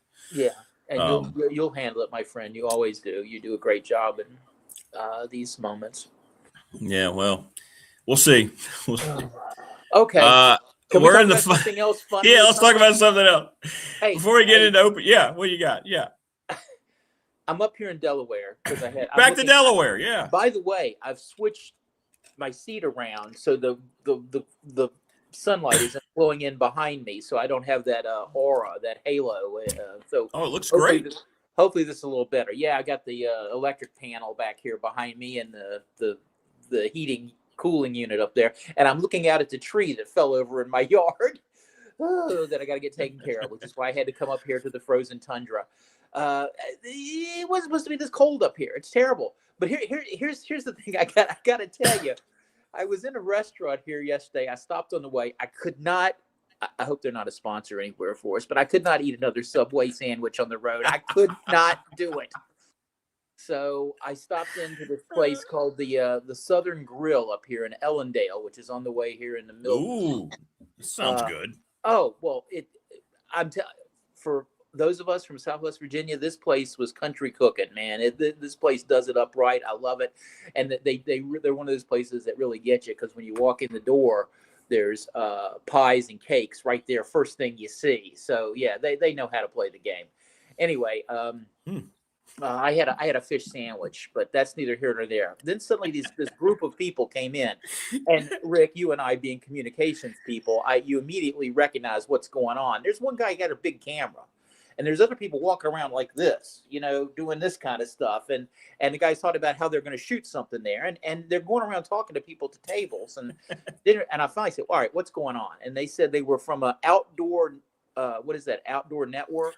Oh, really? They were from a show there, and they were shooting. And I think they were doing a feature. I just found out this restaurant serves muskrat. Muskrat is a delicacy up here in Sussex County, Delaware, and delicacy. Yeah. And so there was a guy there that was telling me he was getting muskrat. He was ordering muskrat, and they were going to shoot some footage of all this, and I think talk about it on the show. And this is where I sort of lost it. The show was called Dead Meat. That's brilliant. That's brilliant. It really is. It really is. And I hate somebody beat me to it. And the guy, they were talking to him at the table, and he was he ordered his muskrat that he was going to eat. He likes his boiled, and head on, not head off. And I went, check, please. So you're not going to tear into any muskrat anytime soon? Oh, God no. But I did. I'm going to bring this back around to Virginia Tech and my good friend Chris Colston, who I worked with over there. A lot of people know him, a local writer of some merit, written a lot of historical books about Virginia Tech and all that. And we had a lot of good times together in my brief stint over there. But he has a thing up here in his Fairfax neighborhood. Chris, by the way, lives like maybe a few miles from me in Fairfax. It's incredible that, Roanoke connections, Virginia Tech connections, and then we live a few miles apart. We never see each other. He's teaching high school English now, fighting the good fight. Anyway, he has a thing he invites me to every spring, but I don't go because I'm usually up here at the beach, and it's called all the neighbors, all the men get together and get some sort of meat and throw it on the grill and cook that day. And, they have a big party in their neighborhood. I guess they've had up to 20, 25 people. And Chris calls it Carcass Fest. Carcass Fest. I like How that great too. is that? I like that. That can mean two things. So yeah. Well, yeah. all right, but I told the people on this show about this because I bring people together. You do. And now you're a uniter. they're gonna contact Chris. So who knows? Maybe someday you'll see Chris Colson and his buddies there in that neighborhood cooking their meats at Carcass Fest. And I was very happy to bring these people together. Oh, I'm glad you brought it up. I like that. Yeah, Carcass I thought Fest. you would. I thought you would. I like that. But I'm not eating muskrat, I don't think. I don't think No, that's going to happen. No. Oh, there's a whole song about muskrat love, isn't there? That's right. Yeah. Tony Tennille, Captain and Tennille. Yeah, I like Tony Tennille. She liked the apparently the quiet types though, so I had no chance ever, right? No, you wouldn't have. You couldn't have been a quiet captain. No, you would not. You'd have been one. Swab the deck, matey. Come on, Tony. Like they guy in the insurance commercial running around with the that would have been you. That would have been you. Yeah. Oh well. All right, you want to get to the open mic? Okay. All right. Yeah.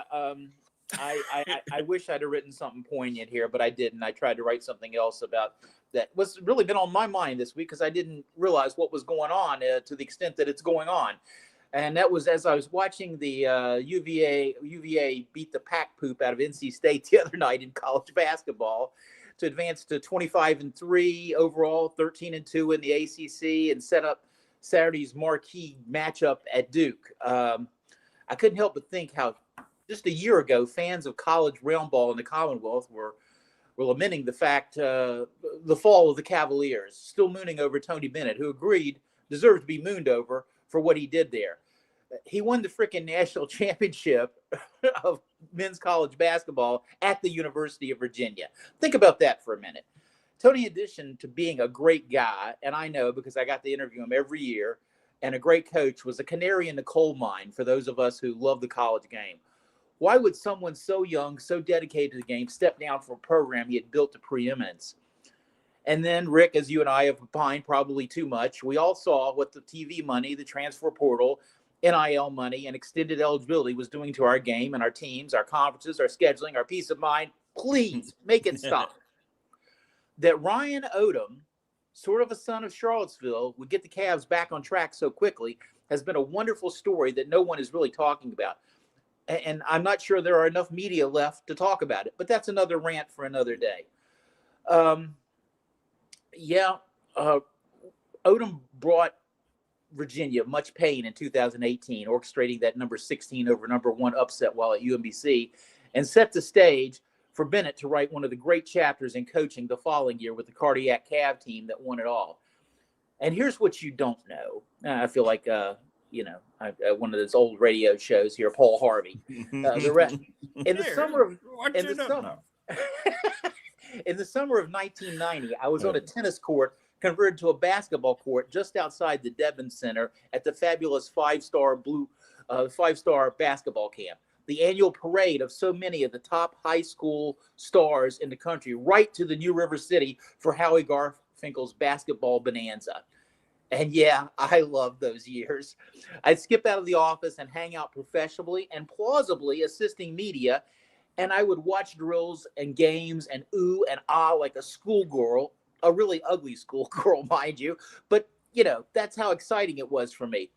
One day, a golf cart pulled up. All the bigwig coaches over the years, the Bob Knights, Chuck Daly's, John Calipari's, Rick Pitino's, Dick Vitale, and even Seth Greenberg, then at Long Beach State, rode around in those carts to get from one workplace station to another in the 5-car setup because it was spread out all over the Debon Center complex, inside and out. I was down on an outdoor far court, just a handful of us, holding court with another poobah, freshly minted Wake Forest coach and Radford 5-star camp director Dave Odom. Coach Odom, a likable fellow I had found, just had completed his first season at Wake Forest after 7 years in Charlottesville and assistant to Terry Holland, where you may have heard of some of those teams there with Ralph Sampson at Radford, better known as Joyce's older brother. That's right. A young gopher drove the cart right up to us. I don't know who it was that hopped out and told us all that Holland had just announced he was stepping down at Virginia. I will never forget the look on Dave Odom's face. I sensed his shock and maybe, just maybe, a tinge of remorse, missing out on a job that certainly would have been his. Again, I don't remember the messenger, but the cart driver was his son, Ryan Odom. I haven't told this story publicly before, so good luck, Ryan, against Duke tomorrow. Guess the Odom family got the last laugh over Thomas Jefferson's Human Resource Office after all. That's great. Yeah, if you guys ever met Ryan Odom, he's a terrific dude as well. Like a great interview and just a genuinely nice person. So Commonwealth hoops are pretty good. I know Tech's trying to find their way, but overall, man, we're good in the Commonwealth, aren't we? We've got them at all levels. Well, it's pretty strong. Yes. And back to earlier when I said what's wrong with college athletics. Here's all Virginia Tech needs, because Mike Young will get it done if they pony up the money, because he could. And the facility, the relatively new practice facility they built there and everything could get them back quicker than most people know. But you gotta put your money where your hardwood is. Yeah, well, they did this year. I mean, this was the first year he's had it. So I think when you get it, you have to learn and understand how to spend it too.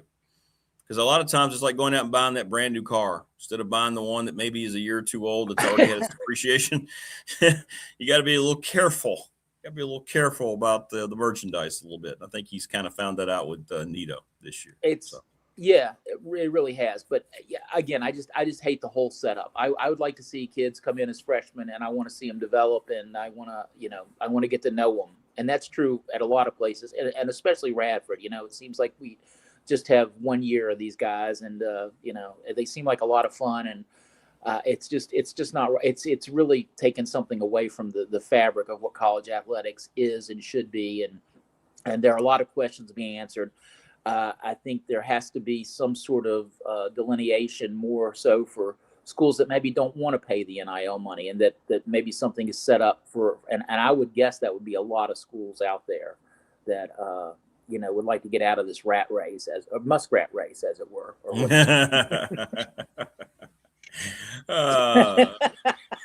Look at you! Look how you tie everything together. Hey, one more thing about a coach. A hero of my youth, Pat Riley, got that statue of him put up outside the Crypto.com arena this week. Pat Riley has 4 NBA championship rings with the Lakers as a coach, and he has 1 as a player on that great 72 team that finally broke through and won. And just an iconic figure around the league. And as I thought about this statue, and it's one of about 7 that they have of Lakers over the years, all I could think was there a more high pressure job in sports than trying to get Pat Riley's hair correct on this statue? No. Or during the game. I mean, he had to have a separate hairstylist. The Buss family had probably hired somebody to make sure it looked like it did. He looked like a mafia member, didn't he? He looked like the Godfather coaching the Lakers back in the day. He did. You remember the 80s. There were no rules back then, There were no rules. The whole different kind of baggy suit, and everybody's wearing white and everything. And Pat also came out this week and criticized coaches for not dressing for the games, and I kind of like that too. I don't know. I think wearing suits. I don't know why you have to wear suits for sport, or to broadcast a sport. I mean, it's sports. Well, it's different for us because we're working, but the coaches should represent something more, I think, in this regard. But we could have this whole thing, because when I got to Maryland, almost 30 years ago, to cover the Terps, from the time I left a public relations job at Radford and worked at Virginia Tech and done that, I had to get a whole new wardrobe. The things had changed. It already started changing, where you didn't wear a tie to games anymore, and that was pretty traumatic for this fat guy to go out and clothes shop, because we hate that. You think the NBA is ever going to be good again? Well, it's going to be. I don't know. You got to get. I don't want to sound like a xenophobe, but Wembanyama could just dominate everything for the next 10, 15 years. They put together a pretty good team around him with draft picks high in the draft, which is something that, why couldn't the Wizards have done this? What was happened to the Wizards? Why? And they went and traded for Anthony Davis and Trae Young. Oh my gosh, what is going on? Please. But he's not going to turn the needle in this country. Like, there's no international. Shohei Ohtani is the best baseball player of my lifetime, probably. Mm-hmm. And he's getting some run. Yeah, but you make Shohei Ohtani do this after he eats 18 hot dogs before a game. Okay, then I'll be impressed. Victor Wembanyama is never going to be a national sports hero in this country. He's just not. But elsewhere, and that's where the markets, are kind of headed. And I don't know. Again, what's the future of sports now? I mean, right now there's a lot of people just won't watch the NBA because they don't. And I went through this with the 70s when everybody thought everybody in the NBA was a drug addict, and and I just went, but Dr. J is so fun to watch. Please, please, don't stop showing the games tape delay late at night. I can't stay up that late. We need, I'd say, but we need somebody to be an American star, that somebody who can take I don't know. We'll see. We'll see what happens with the league. They need Adam Silver to leave. That would be the biggest step in the right direction. That guy is, but I don't know what they're going to do. I really don't. Ratings continue to go down every year, and yet they've got that multi-billion-dollar TV contract, so they'll tell you they're doing just fine. More in prime time than I can ever remember. They're showing primetime games 2 nights a week, which I don't know what they're. Well, that's reflective of how bad the rest of television is too. Yeah, I could have been a screenwriter. I could have been. You should have been. You should have been. You should have been. Oh, I got great ideas. We'll do that someday too. Yeah, we have to. We'll have to. Well, it's good. It's good to see you, man. And I know you'll be thinking about everybody today at Radford. I know that'll be part of you today. What time is the game? Are you guys streaming? Oh yeah, we'll be there. 3 o'clock. All right. 3 o'clock. Well, yeah, I always think of the Jim Val because I'm an old man. I've told the story about how I'd ask the questions to make Ralph Friedgen cry, and I feel so guilty about it now because I'm that misty old man that gets a little choked up about everything, and so I watch that. But I think about what Jim Valvano said in that famous speech. You laugh, you cry, you think. That's a good day. If you've done all 3 of those things, that's a great day. Yeah, and hopefully we can do a little bit of all that today, thinking about what Joey meant to his teammates and community. Absolutely. Yeah, well said. Well said. Well, man, have a great weekend. Enjoy the hoops. Enjoy the hoops and everything else that comes your way in Delaware, in lovely Delaware. Well, you bring extra tissues to the press box today, and that, by the way, is the newer press box, not the original Mike Ashley cold and flu season memorial press box. Yeah. Built by Ron Downs. So that's right. Exactly right. Way high up. Way high up. Goober says, hey, have a good one. All right. Hey to Goober in Delaware. There you go. Mike Ashley here on the program. T-Bird says the NBA just needs more money. Look at what the success of more money has brought to the NCAA. NBA has horrible leadership. Terrible leadership. They drape themselves in politics and they forget about the game. LeBron is not championing the game in any way, shape, or form. The most empty argument anybody can make is trying to compare LeBron to Michael Jordan. I'm sorry. It's the stupidest, most pointless argument I've ever heard in my life. LeBron's been a meme over the last 2 or 3 weeks about all the flops that he does and how he behaves on the floor. And to consider him in the same aura as MJ, we just need to stop. Yeah, we love Mike. Mike's great. Mike's great.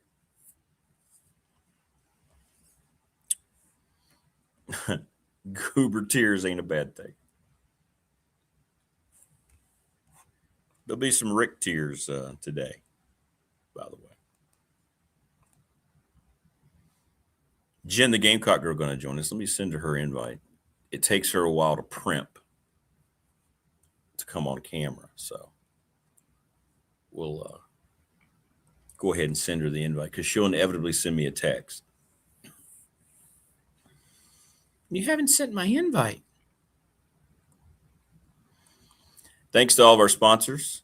Family Fencing, sponsor of our studio. Get a free quote, 540-200-8294. Thanks to Jason Green and the crew at Family Fencing. They are terrific. Always terrific in everything they do. Thanks to Professional Door Incorporated. Thanks to Travis Williams for sponsoring our text line. It's always busy. My goodness. 540-391-0788, residential and commercial garage doors. Thanks, Trav. Appreciate you. Pulaski County Sports Entertainment is the presenting sponsor of this program, and we appreciate, obviously, all of their support. And you might want to experience Pulaski County more than ever now with all the great things that they have going. Little River Heating and Air, 1095 Radford Street in Christiansburg, 540-553-2971. The BDST Fan Question of the Week, Ryan Price, 701 West Main Street in Radford. National Bank, member FDIC, the exclusive banking partner of this program and of yours truly. We thank them. ReadySetFund.com. I still think it sounds like Ready, Set, Fun. Anyway, thanks to Bob Christ, BOBCRIST11 at Gmail. He is the brother of Dave Christ, the Hall of Famer. Text message program that helps you raise money for your event organization, ReadySetFund.com. Be sure to check them out. Thanks to the NRV Super Bowl, Lawson's Mobile Home Supply, Brandon at Top Shelf Apparel, and we have a new sponsor we're announcing on Monday here on the program. Good stuff. Well, Michael Wayne was an incredible athlete. He was always the best athlete on the floor. I'm taking Magic and Larry over LeBron. Me too, in a heartbeat. Thanks, Morris. Appreciate that. It will be. Today's going to be tough. Yeah.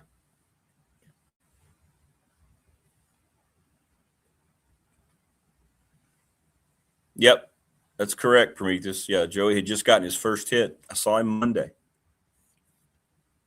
Congratulated him. Yep. He was so happy.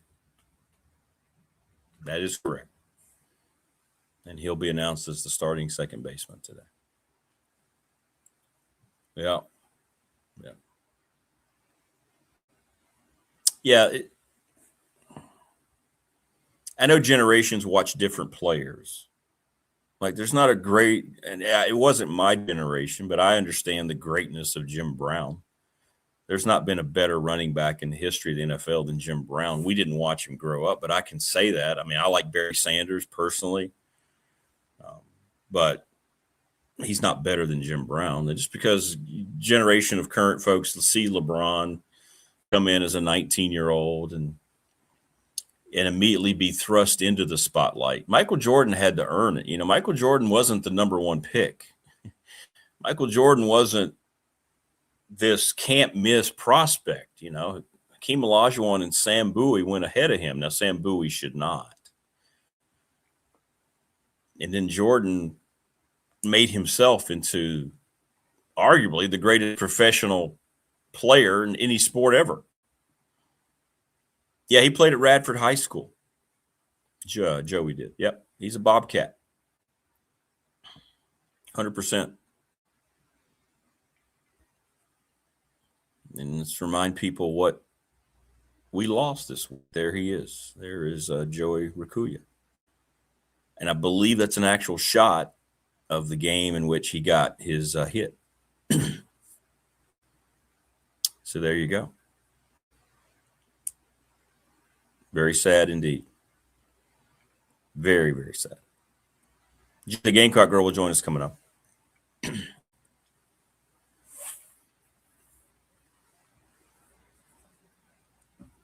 But I don't know that the problem is, and I've written about this in the past in my Patriot column. We care more than the athletes. We care about the game more than the athletes and the owners. Coaches not. Coaches are like us, but as long as they got their money, it doesn't really matter what happens to the sport. And I'm convinced of that. We are more connected to coaches than we may have thought we were because we all appreciate the game. Certain players will appreciate the game, but I don't think many do anymore. I think it's all about the coin they're able to obtain. And us as fans, that's what we grow up loving, the game. It means so much to us. That's why we keep following it, despite everything that's going on. What's up, Rodney? Good morning. Thanks, man. Yeah, you remember covering him for the Bobcats. Great gesture by Alex today with the approval from the family to announce Joey as the starting second baseman. And then they're going to throw a ball, and he'll be announced being replaced. And it'll be a very, very emotional moment. If you can't make it out, tune us in 3 o'clock on ESPN+. All right, joining us now on the program. There she is. Oh, she's got the glasses out. Look at her. Wow, it's Jen the Gamecock Girl. Good morning. How are you? Hey, good morning. I'm sad along with you. I was just listening, and my sympathy and condolences to all of you. Very, very sad news. Well, thank you. Thank you. Yeah, it is. It really is. Since you've been down at South Carolina, have you lost athletes while they're competing, while they're in school? Have you guys had any tragedies like that you can remember? Because we haven't, that I can remember at Radford. Mike Ashley, who's the historian of Radford sports, confirmed that as well. I think this is the first time that we've had this horrible experience. I can't think of any, and I've just been so fortunate too with the work that I do. We have lost some students, and fortunate in the sense that we develop a lot of close family-like relationships with students. So with that comes the sense of loss when something terrible happens. We have lost some students at USC and in the School of Music during the time that I've worked there, and that has been very difficult. But in a way, it's been a comfort to me to know that I can represent the university and interact with the families and help them in some way through it. And the decision that you all made as a team, just to go ahead and play and proceed, I think our students would feel the same. And we have gone ahead with performances in similar circumstances, and it's very emotional. No, that's a great way to say it. You're right. You're right. It's I'm hoping that we get beyond the weekend and then it's never going to feel normal the rest of the year, but it's just all about the family now. And Joe, our former coach, I cannot even imagine, and it's been about a year since I experienced something similar. Not really, because my son's still here, but still it helps me understand exactly the whole process of what it's going to take to heal too. So any event. So what else is going on? You had some great photos. You had a good weekend or last week, didn't you? You were all those wonderful. All the sax quartet. All those, no, not the photos you sent me privately. I'm talking about the ones you were posting on social media. We've had a busy last few weeks. I am trying to play more. Now let's update that. I'm not ready for my performance for you. I'm auditioning mouthpieces and trying to find the right combination.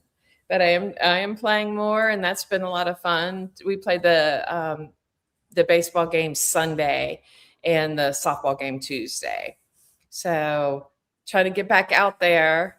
And ironically enough, so we're preparing for our gig with the baseball game.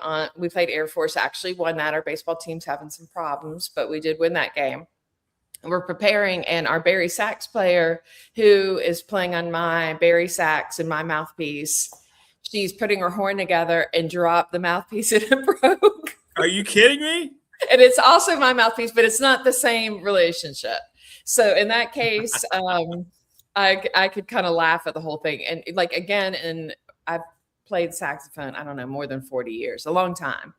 And that's the time that happened to me was the first time it had happened in 40 years. So for it to happen again so quickly was kind of a little bit weird, but I was able to laugh it off. We got her a replacement mouthpiece. And she didn't go through the trauma that you did because, like you said, she didn't have the long-standing relationship with her mouthpiece. Correct, but she could not play, so we had to do some serious improv to make all that work. We had 8 minutes, and we made it work. The three of us played, and it was very windy and gusty, and she ended up holding the stands for us because there's so much wind, the stands might be knocked down. So we kind of laughed about it. Like, I mean, there's only so much you can do. Just got to push ahead, come up with a solution. So did you play this weekend, or is that all that coming up this week? We have already played. We played. Okay, you already played. Okay. Yeah, past Sunday, Air Force we won. And then softball, we played UNC Charlotte and won that game. So far we're 2-0 with our anthem performances. Well, we need you to go 1-0 here with the BDST performances. Well, that would be nice, wouldn't it? Not quite ready. Probably not appropriate this week. First show, man, I took No. yesterday's show. I didn't do yesterday's show, but yeah, we got to get that going. You got your mouthpiece now. There's really no excuses not to do this next week. Well, you know what? Hang on. That's our semifinal Friday. I may not have a show next Friday. So, Well, I'm on a major deadline for work, so that wouldn't be a bad thing necessarily for me. I think that deadline will probably hit around Friday. all right, why don't we do March 13th, 2 weeks from today, for your saxophone performance? We'll go ahead and officially schedule it. What do you think? I don't know. I might be out of town then. I'm not sure. Maybe. I've got to check my calendar. I think I'm traveling then, but I've got to confirm all that. It's probably a Holly visit. Feels like that's the time of year for a Holly visit. No, but I am overdue for that. She's coming in. My brother also is coming in. So Sunday I get Holly. She's going to be here overnight. And then Monday, Neil comes in, my brother, for a few days. He has a pinball tournament here in Columbia. So the peeps are saying, please, Morris says, Jen, you have no bigger fan than me, but play the damn song. Oh, gosh. Getting grumpy about it. Be careful when you get out of the alto. In lieu of a sax recital, perhaps Jen can grab some subscribers for the show. Yeah, you haven't been a great proponent with that. You need to start helping me. What do you need help? Yeah, we need help. We need subscribers. I got the warning from YouTube yesterday. What was the warning? Well, they lured me into how great the views are and the rewatches and how we're so far ahead of other recent live creations. But by the way, you need to get to 1,000 soon, or you'll yank me down is what they'll do. Yeah, they want 1,000 subscribers. So yeah, so we got to start really really be a little more pro Gamecock, because if I'm going to bring in my people, they're going to need a little more Gamecock love. We will. Tell them we'll be very pro Gamecock. Yes, we will. I don't know. You're a little curmudgeon-y about Shane often. Yeah, well, it's not my fault. Your coach is a punk. But in terms of the program, I'll see what I can do. But if you're negative about the Gamecocks, my people will just disperse. I know. Prometheus says, "Hey Jim, we've only heard you can play, nothing concrete." Oh, yeah, I know, right? That's all we keep hearing about. Wait, is the concrete supposed to be a joke, like a little play on words because the concrete killed my? I think so. Another comment here. This feels like Milli Vanilli. That's actually pretty good. That's pretty good. I wish it were sexy enough that somebody would want to pretend to play. God help us. I've never heard so many excuses since Nick Saban said he wouldn't be the coach at Alabama. I mean, I don't know. I'm not compensated for this gig. So, You're compensated by our continued valued long-standing relationship. do I need to drop my Venmo? Yeah, drop your Venmo and see if so, like tossing coins into a jar. Yeah, I think it's at Gamecock Love. If anybody wants to inspire me, there you go. That's funny. That's funny. The peeps are going to give it to you until they get to hear it. So there you go. It's not going to go away. So we're going to loosely. They're not going to give me any money. We're going to loosely plan on the 13th. Well, heck, they don't give me any money. We need money. We need to figure out a way to compensate ourselves for this. Right now, I need to get the subscriber base up because I knew it was coming. It's fine. It's fine. I understand people watch. I don't think half the people that watch subscribe. I think this was on to say, "Oh, okay, let's watch it," but they don't hit that button, the likes and the subscribe button. That's the important thing. Okay. All right. So we got to put that out there. But I'm going to remind you of that the first time you're anti-Gamecock. I know, that's fine. Tell them if you let me know we got Gamecock people jumping on, I'll be very nice about the whole thing. I don't know if I believe you. I don't know. Your fiery, spicy side though is intriguing. So I don't want you to totally shut it down. Oh no, I won't change. No. Okay. Steven says if you play, you might get tips, Jen. Have we forgotten? Well, I can't give her too hard a time about it. One says, have we forgotten this is a lost bet? Yes, but there have been bets that I've lost that I still haven't paid up either. So I can't hold that to her. I got to be honest. I would like to direct people to Uptown Sax Coalition on YouTube, where you can hear our performances from the past. I think we've got a few the anthem performances up there. So now she's like Greenberg. She wants $500 to play the sax. Yeah, exactly. You just like $500. That's nothing. Come on. Let's go. You don't know that story. Have I told you that story about Seth Greenberg? I don't know about Greenberg, but $500 for a gig seems reasonable.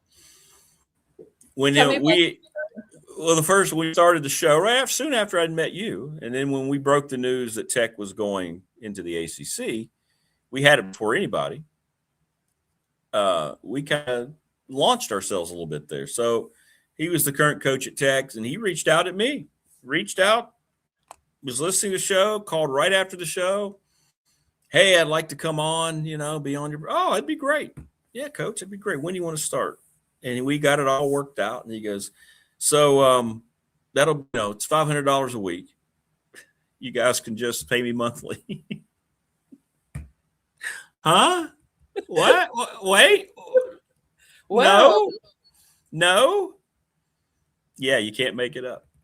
Cannot make it up. And I just said, sorry, coach, we don't pay guests for coming on. I don't control that. That's beyond my budget here. Mm-hmm. Yeah. Sorry. Oh. I said, you have your own weekly show anyway. I mean, Tech at that time it wasn't Tech Talk Live. Whatever it was. Hokey, I don't know what it was. But certainly he's not hurting for money at that point. So no, and that's what made it more despicable. Yes, correct. Yeah, that's kind of not in good judgment. And he's not a good person. All right, so are you trying to say what I'm asking for the tips is also in poor judgment? In poor judgment. Yeah, that's what I'm saying. Okay, well, we're only asking you to play one song. It's not like we're asking you to play a whole 2-hour set. So, okay, well, I'm going to get to my PR marketing side. Well, Rick, I'm so grateful for the opportunity, and I will be delighted to arrange that with you. We'll just get to the scheduling component and proceed. Bottle of bourbon.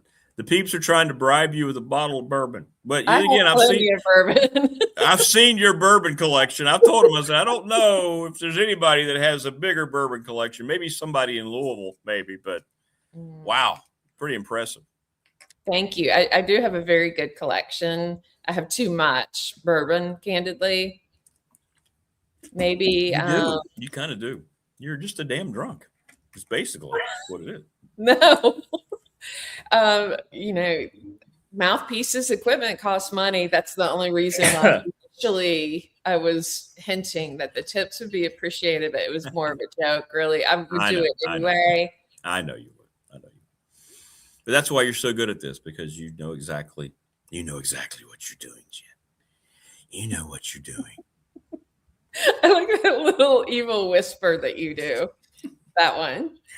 It's easier to do now since I still have this stupid occasional cough. I'm better in that voice than I am. I still can't get a high pitch. I can't do that without hacking. So. Can you do the creepy little whispery voice though? Yes, I do. That one's really good. And I'm sorry you're not 100% yet. Did you try the stuff that I had sent you? I tried some stuff. It never has worked, but I decided to try one and it didn't work. It just doesn't work. What did you try? It was some kind of lemon tea. It wasn't the exact thing that you showed me. You have to do the exact thing that I tell you. You have to follow through with my instruction, right? I like it when you instruct me, Jen. You need to be instructed, and I sent you 4 or 5 specific items to get. Man, the peeps are just relentless. What's going on in the chat? Do I need to put my glasses back on? Laura says this segment block has more spin to it than a $2 ride at Carowinds. Sounds like the saxophone show took a wrong turn in Albuquerque. Dang. Oh, Careless Whisper. That's great. Okay. Careless Whisper. What my glasses for? See? Jen could do the Ready Set Fund to pay for her appearance on the show. Oh gosh! Oh, I'm getting a lot of bird. Prometheus says you can never have too much bourbon. I actually do have too much bourbon. My storage area is full. You've got like 100 bottles of bourbon down there. Yeah, I've got a lot. All right, isn't that about right? Maybe not 100. Maybe 40. And then you went to Kentucky, and then you brought back how many? Like 12? Wasn't like it was a bunch. Well, some of them were special. I got a few engraved with Gamecock love type messages that I keep in my shrine here. So some are more commemorative. Do you have one like in the Gamecock logo or something like that? Could they make oh my goodness, that's right up your alley. It is. I have a few special ones. Let me go get one and show it to the viewers. Let's see your bourbon. There's Jen's kitty. See there? That's Jazz. See Jazz back there? Jazz hears my voice. Hello, Jazz. Hello. Look at that. Good morning, Jazz. She's definitely paying attention. You see how excited she got? She did get excited. So here's the first one. Okay. Can you see it? I don't know. It's got a glare from the. No, yeah, we see that. Go Cox on that. That is what is that? What brand is that? What is this? This is from Woodford. This is not like a super pricey bottle, but commemorative. Woodford. Okay. And then, oh gosh, this one's getting a little dusty, so the shrine needs to be dusted. But this is a Knob Creek single barrel that I got. I don't know if you can see it. It's engraved right through here. I'm trying to get the right lighting, but it says "Forever to Thee, Go Gamecocks." Okay. I don't know. It's hard to see on camera, I think. How close? Oh, there we go. Forever to thee, go Gamecock. That's pretty cool. Yeah. So that's part of our alma mater. Forever to Thee is part of the words from our alma mater. So they stay in my shrine with my Shane Beamer Spurrier items, Gamecock football. Sometimes I'll make fresh bacon, put bacon over there on game day to honor the Gamecocks, help a little bit. I mean, bacon and bourbon. I mean, it's not just I'm going to Jen's and you hit the smell of bacon. I'm never leaving Jen's. You know what? Bacon in the air fryer. Have you done that? Because that is it's so good. I still like in the oven better. I never fix it in the pan. I don't ever do that anymore. Yeah, it's too much of a mess. Yeah. But I'll do it. Yeah, I've done that when you need it. Not when you need it in a pinch. Yeah, absolutely. It's just a pain to clean up in the air fryer, but it is super, super tasty. Bet she doesn't have Gentleman's Journey bourbon, Steven says. Have you heard of I that? do not have that. Should I? Is the question. He says yes. Look how people have gotten involved in your bourbon. Okay. I have a lot of really nice bottles. I have a friend who is the president of the Columbia Bourbon Collective, and he gets a lot of great stuff and shares it with me. In exchange, he and his wife come over and tailgate here. What is your favorite bourbon? People on the professional door text line. What's Jen like the best of all the bourbons? What do you got? My favorite is Peerless in general. Like I like a lot of their bottles because number one, it's tasty. It's a little bit off the beaten path. People joke about the people who are new to bourbon want all the big brand names, right? Like Pappy and like they chase after the high dollar bottles. But I kind of like to go more for things that are a little more undiscovered and less popular. So Peerless is one of those brands and I love it. And it was one of the first distilleries in Kentucky and they had shut down for a while and then they opened back up and have been producing bottles at their distillery. And I love them. I think they're great and they're reasonably priced. So $80, $90 bottle. I really like their rye quite a bit. All of their bottles are great. So recommend Peerless. What about Weller? David Mabry. Weller, Weller's a good choice, although it's starting to be, again, hunted by all the people who are newer to the scene. The prices are getting jacked up. So I try to go against that a little bit. When did you develop your affinity for bourbon? Like how old? Do you remember when you started like really getting into it?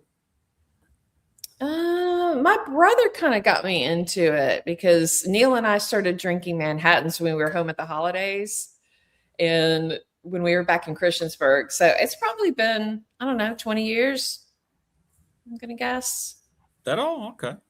Gotcha. Yeah. In college now, I will tell you, had some bad experiences with fighting cock. Have you had fighting cock before? Well, no, I can't say I have. It is a cheap, awful swill. And of course, at South Carolina, we would continue to try to drink it over and over because of its name. We would get all enamored with the tie-in, thinking, that's a must. And I've had so many bad weekends because of fighting cock. I can't tell you how many bad weekends. If only this were an after dark show. There's so many things that could be said right now. Fighting cock is devil's juice. Watch out. But it's really cheap. So a lot of college kids drink that. So I was telling my brother, who was at Virginia Tech, how much the fighting cock had gotten me. And he responded that it had also had some ill effects with him and his people in Hokie Town. So Jazz is in the background. You don't like fighting cock? Jazz says, that stuff sucks. Keep that out of here. Does Jen have any Boone's Farm or Strawberry Hill? That's funny. Oh, we did drink that now at Christiansburg. It wasn't too good for that. That's for sure. The Mickey Big Mouse back in the day in the green barrels. Remember those? Yes. And I remember when Zima came out, like all of us wanted Zima. I thought it was so like sophisticated and But back in the day, things with bands were very different. So like marching bands in school. So you could go like after a game and you could go play the fight song for people after the game on your way back to the bus because the bus would be trapped and couldn't leave forever because of all the traffic. So we would get, free stuff from people, just whatever, Zimas, beers, shots of fighting cock, etc. So we would just wander through the parking lot and play the anthem. You could never do this now. And same with the Virginia Tech people. I'm sure they're not doing that. And the marching Virginians, tighties, I'm sure they're not doing that now. Do you know how difficult it is for me to sit here and have to let go the phrase shots of fighting cock coming out of your mouth? But I have to be good. You have to. It's an actual product. I know it is. It's swill. It's terrible. Do not drink. But I love its name. I want to love it, but. Anthony says, Devil's Juice, Fighting Cocks. What's going on here this morning? Well, Devil's Juice. It is. It's straight from the devil. Satan's personal cocktail is made with fighting cock. I promise. Is there Davey asks, Davey says, oh, tell Jen I love her, by the way. Hey, there you Jen. Davey loves you. He's inventing. He says, is there another place outside of Kentucky in America that makes good bourbon? That's a good question. Is bourbon is that the only place that you would trust coming out of? Is there another state that is known for that at all? I don't know. Thanks, David. Well, legally for a long time, I don't know. It seems like now the enforcement of this is looser, but for a long time you weren't allowed to call it bourbon unless it met some very specific criteria. And now it's kind of changing a little bit. I mean, everyone knows it's big business, so as the market share continues to grow. Although I keep hearing the younger people, especially working with students, they tell me they don't really drink as much as we used to. And so, drinking is part of our culture, I think, is changing too. So more the people who are drinking bourbon are people who are our age with a little bit of money, discretionary income. So that's pushing the market. Like I said, these people who are collectors more, trying to collect the big bottles, they're driving the prices up on those. So to me, part of it is, I would definitely try whiskey and bourbon from other places and just see what you like. I mean, I think it's less about what everybody else thinks and more about what you personally like. Anthony says Tennessee thinks they do make good bourbon. Well, I do know this. I feel like bourbons that some people would snub just because they're, not as delicious to drink neat. Sometimes those would be really good in cocktails because they have a little more edge and can stand up against the other ingredients. So sometimes it just kind of depends what you're trying to do with it. Have you ever had anything from Scotland called Grangestone? I have not. It's a Scotch whiskey. The Scotch thing, I'm getting an image. Yeah. Okay. No, I have not tried that. I'm not a Scotch person in general. It's got sent that way. Rick, do you like Scotch? Nah, I mean, it's okay. It's okay. It's been okay. Yeah, I've been try bourbon. Yeah, no, yeah. I'm just still basically a beer guy. I know it's not sexy at all. And you don't like beer because you've never had good beer. That's why.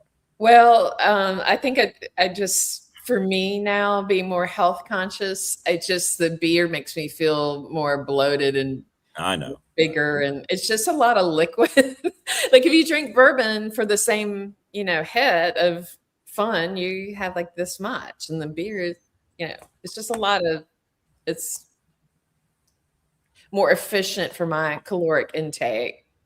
I know I have no use for wine at all. You a wine gal at all? I like some of the reds here and there with dinner, but it's not going to be my first choice. No. Sax players don't drink lowly beer, I'm being told. Oh, well, there you go. I don't know. A lot of my friends do, but I'm not really into it. I think, again, it's just, I drank beer a lot in college and right after. A lot of McAdoo's beers and the big schooner thing. Is that what it was called? The big? Yeah. The big, yeah. But I just sort of, quote unquote, retired from beer. Probably when I moved down here, I haven't really had much beer since. So David Mabry is obviously a bourbon connoisseur. He says House Bourbon Benchmark, Celebration Bourbon, Pappy 12, Weller Special Reserve. You know all those? Yeah, I had the Pappy 12. Actually, the president of the Bourbon Club, his name is Ruben. He had some recently. It was really, really, really good. I mean, it was special. I've had all my good bottles I've had because of Ruben. Is Ruben married? He is, and his wife is amazing. Her name is Jennifer also. Oh, really? Okay. I'm get a little jealous there. If this guy's giving you bourbon, I mean, none of the rest of us have a chance, Jen. No, he's a good friend, and he's a good Gamecock fan. I appreciate him because he's kind of like me. He'll stay and but we're not those fans who will throw things and get super mad when we're bad. We just kind of like, okay, well, let's pour a drink and chill out a little bit. So Morris says, bloated my ass. Use the restroom more often with beer. It's just rented anyway. I don't know. It's just so much liquid. I think it's like if you drank, I don't know, like that much water all at once. It's just too much stuff for me. So I don't know. Now I hope people don't plan on making this into action. People are asking me on the text line, how many bourbons, Jen, does it take for you to actually start, enjoying yourself? Quote. Well, I mean, I think after one good Manhattan, you're feeling pretty good. Yeah. Really? So one? So you're kind of a lightweight. Is that right? Well, Manhattans are very strong. They're 2 shots usually of bourbon, 1 shot of vermouth. So, or like similar portions. So, it's a potent drink. Okay. All right. Well, this is good. We're having a night, and people are going nuts over it on the text line and here in chat. I will tell you one thing that I've changed in my Manhattan recipe over the last few years is I've enjoyed exploring little fancy bitters to put in it. And that's fun too. That's a way to play with the flavor a little bit. So I have some kind of artsy, expensive bitters, and I enjoy being a little bit of a chemist with that because you can bring out some good flavor with that. I have some black walnut bitters, some cherry ones, just some different things, chocolate. You can do a little mixing. Chris Lesser said Uncle Nearest is fire. He likes Uncle Nearest. Good choice. And that's another one that's not all driven up by demand. So you can get a good bottle and pay a reasonable price. Moore says the better question, how many bourbons will it take before you play the sax for us? Well, I have, this was probably one of my poor decisions. I had some people over and they begged me to play the sax. And this was after a tailgate environment. And we went out on that balcony back there, which you can see all the chairs are sideways because we've had a lot of wind here. But I decided that would be a good idea to play out on the balcony and did do that evening. There you go. Did people in the streets were just like trying to throw money up in the balcony? Here, how can we get you our money? You're great. No. I think it's 2 a.m. and there's nobody out there. And I'm sure my neighbors really appreciated me doing that. So I've not repeated that performance. Jessica, hey, Peepette. Oh, the text. Does Jen like foo-foo girl drinks? Is what she says. Are you big Absolutely like an umbrella? Not. No. No. I don't like sweet drinks in general. Like I don't drink sweet tea. I don't drink sweet stuff in general ever. So it's pretty funny. Does Jessica like it? Yeah, apparently, I guess, because she asked. First time I've heard from Jessica, so I don't know. Jessica, I hope you're subscribed. Subscribe now. Yeah, welcome. Subscribe. Yeah, do it. Is Jen moonlighting as a liquored up blues artist in some Charleston speakeasy? Well, maybe. I would do that. You would do that. Yeah, you'd be all over that. Absolutely, you would. That'd be fun. Absolutely, you would. Mm-hmm. I like that as a dream gig. That would be one of them. Yeah, you'd be like Ron Swanson as Duke Silver on Parks and Rec. Like I'd be down there in Charleston with the basketball team, and I'd be in some little speakeasy, and all of a sudden, I don't know, what would your stage name be? Well, you have to think about that one, wouldn't you? Yeah, I need some time for that. And then I look up and I'm like, that looks like Jen. but then I would go, oh wait, no, she's actually playing her saxophone. What everyone needs to understand is when I play, I'm very serious about it because I've done it a long time. And it's hard for me to play in an environment where I'm concerned about quality control. And I'm very, very concerned about quality control with this. I don't want the sound to be bad. I don't want you all to hear it and be like, that sounds like crap. And that, that's very important to me. So that's part of the hesitation. The peeps understand the limits here on YouTube, though. So they would forgive if it like sounded tinny or something because they know it's not you. It's just the way things come across the format. It's going to be out there for the world to see, and I have hesitation about that. I understand. You're a perfectionist. You're a professional. You rise above it. Sorry. What little voice is that? It's from This Is Spinal Tap, one of my favorite. Okay. All right. Well, appreciate you hanging out a little extra overtime with us. So thank you. Thank you for that. Well, Bourbon Chat was fun. Unexpected. Fun. Fun. Look at that. Yeah. We had some show and tell. Yeah, it was great seeing your stock. Got to see Jazz the kitty. Desperately trying to find me. Apparently, she can't. Yeah, she responded to your voice. She likes dudes now, so she is a flirt. Well, Lord knows she probably gets several dudes that she gets to be around. Well, I mean, she hosts tailgates with me, so. No, I understand. Mm-hmm. All right. Well, you have a great weekend, and we'll get this all arranged here at some point, and I'll let you know about next Friday. If you're busy, I have a feeling we won't have a show Friday. It's semifinal Friday in the Big South, and even though we won't play until the evening, you get kind of pretty busy there for all the early games. So. That's a good excuse. So, yeah. How come you can make an excuse and people aren't writing in the chat how awful and terrible you are? Well, I mean, they get to see me. If I'm not doing the show one day, they get to see me the other 4 days. They're not hearing you play the sax the other 4 days. Mm-hmm. Mm-hmm. Okay. I'm just pointing out that maybe it's a different handling of the whole situation. Wayne has a stage name for Jen's suggestion, Blue Note Betty.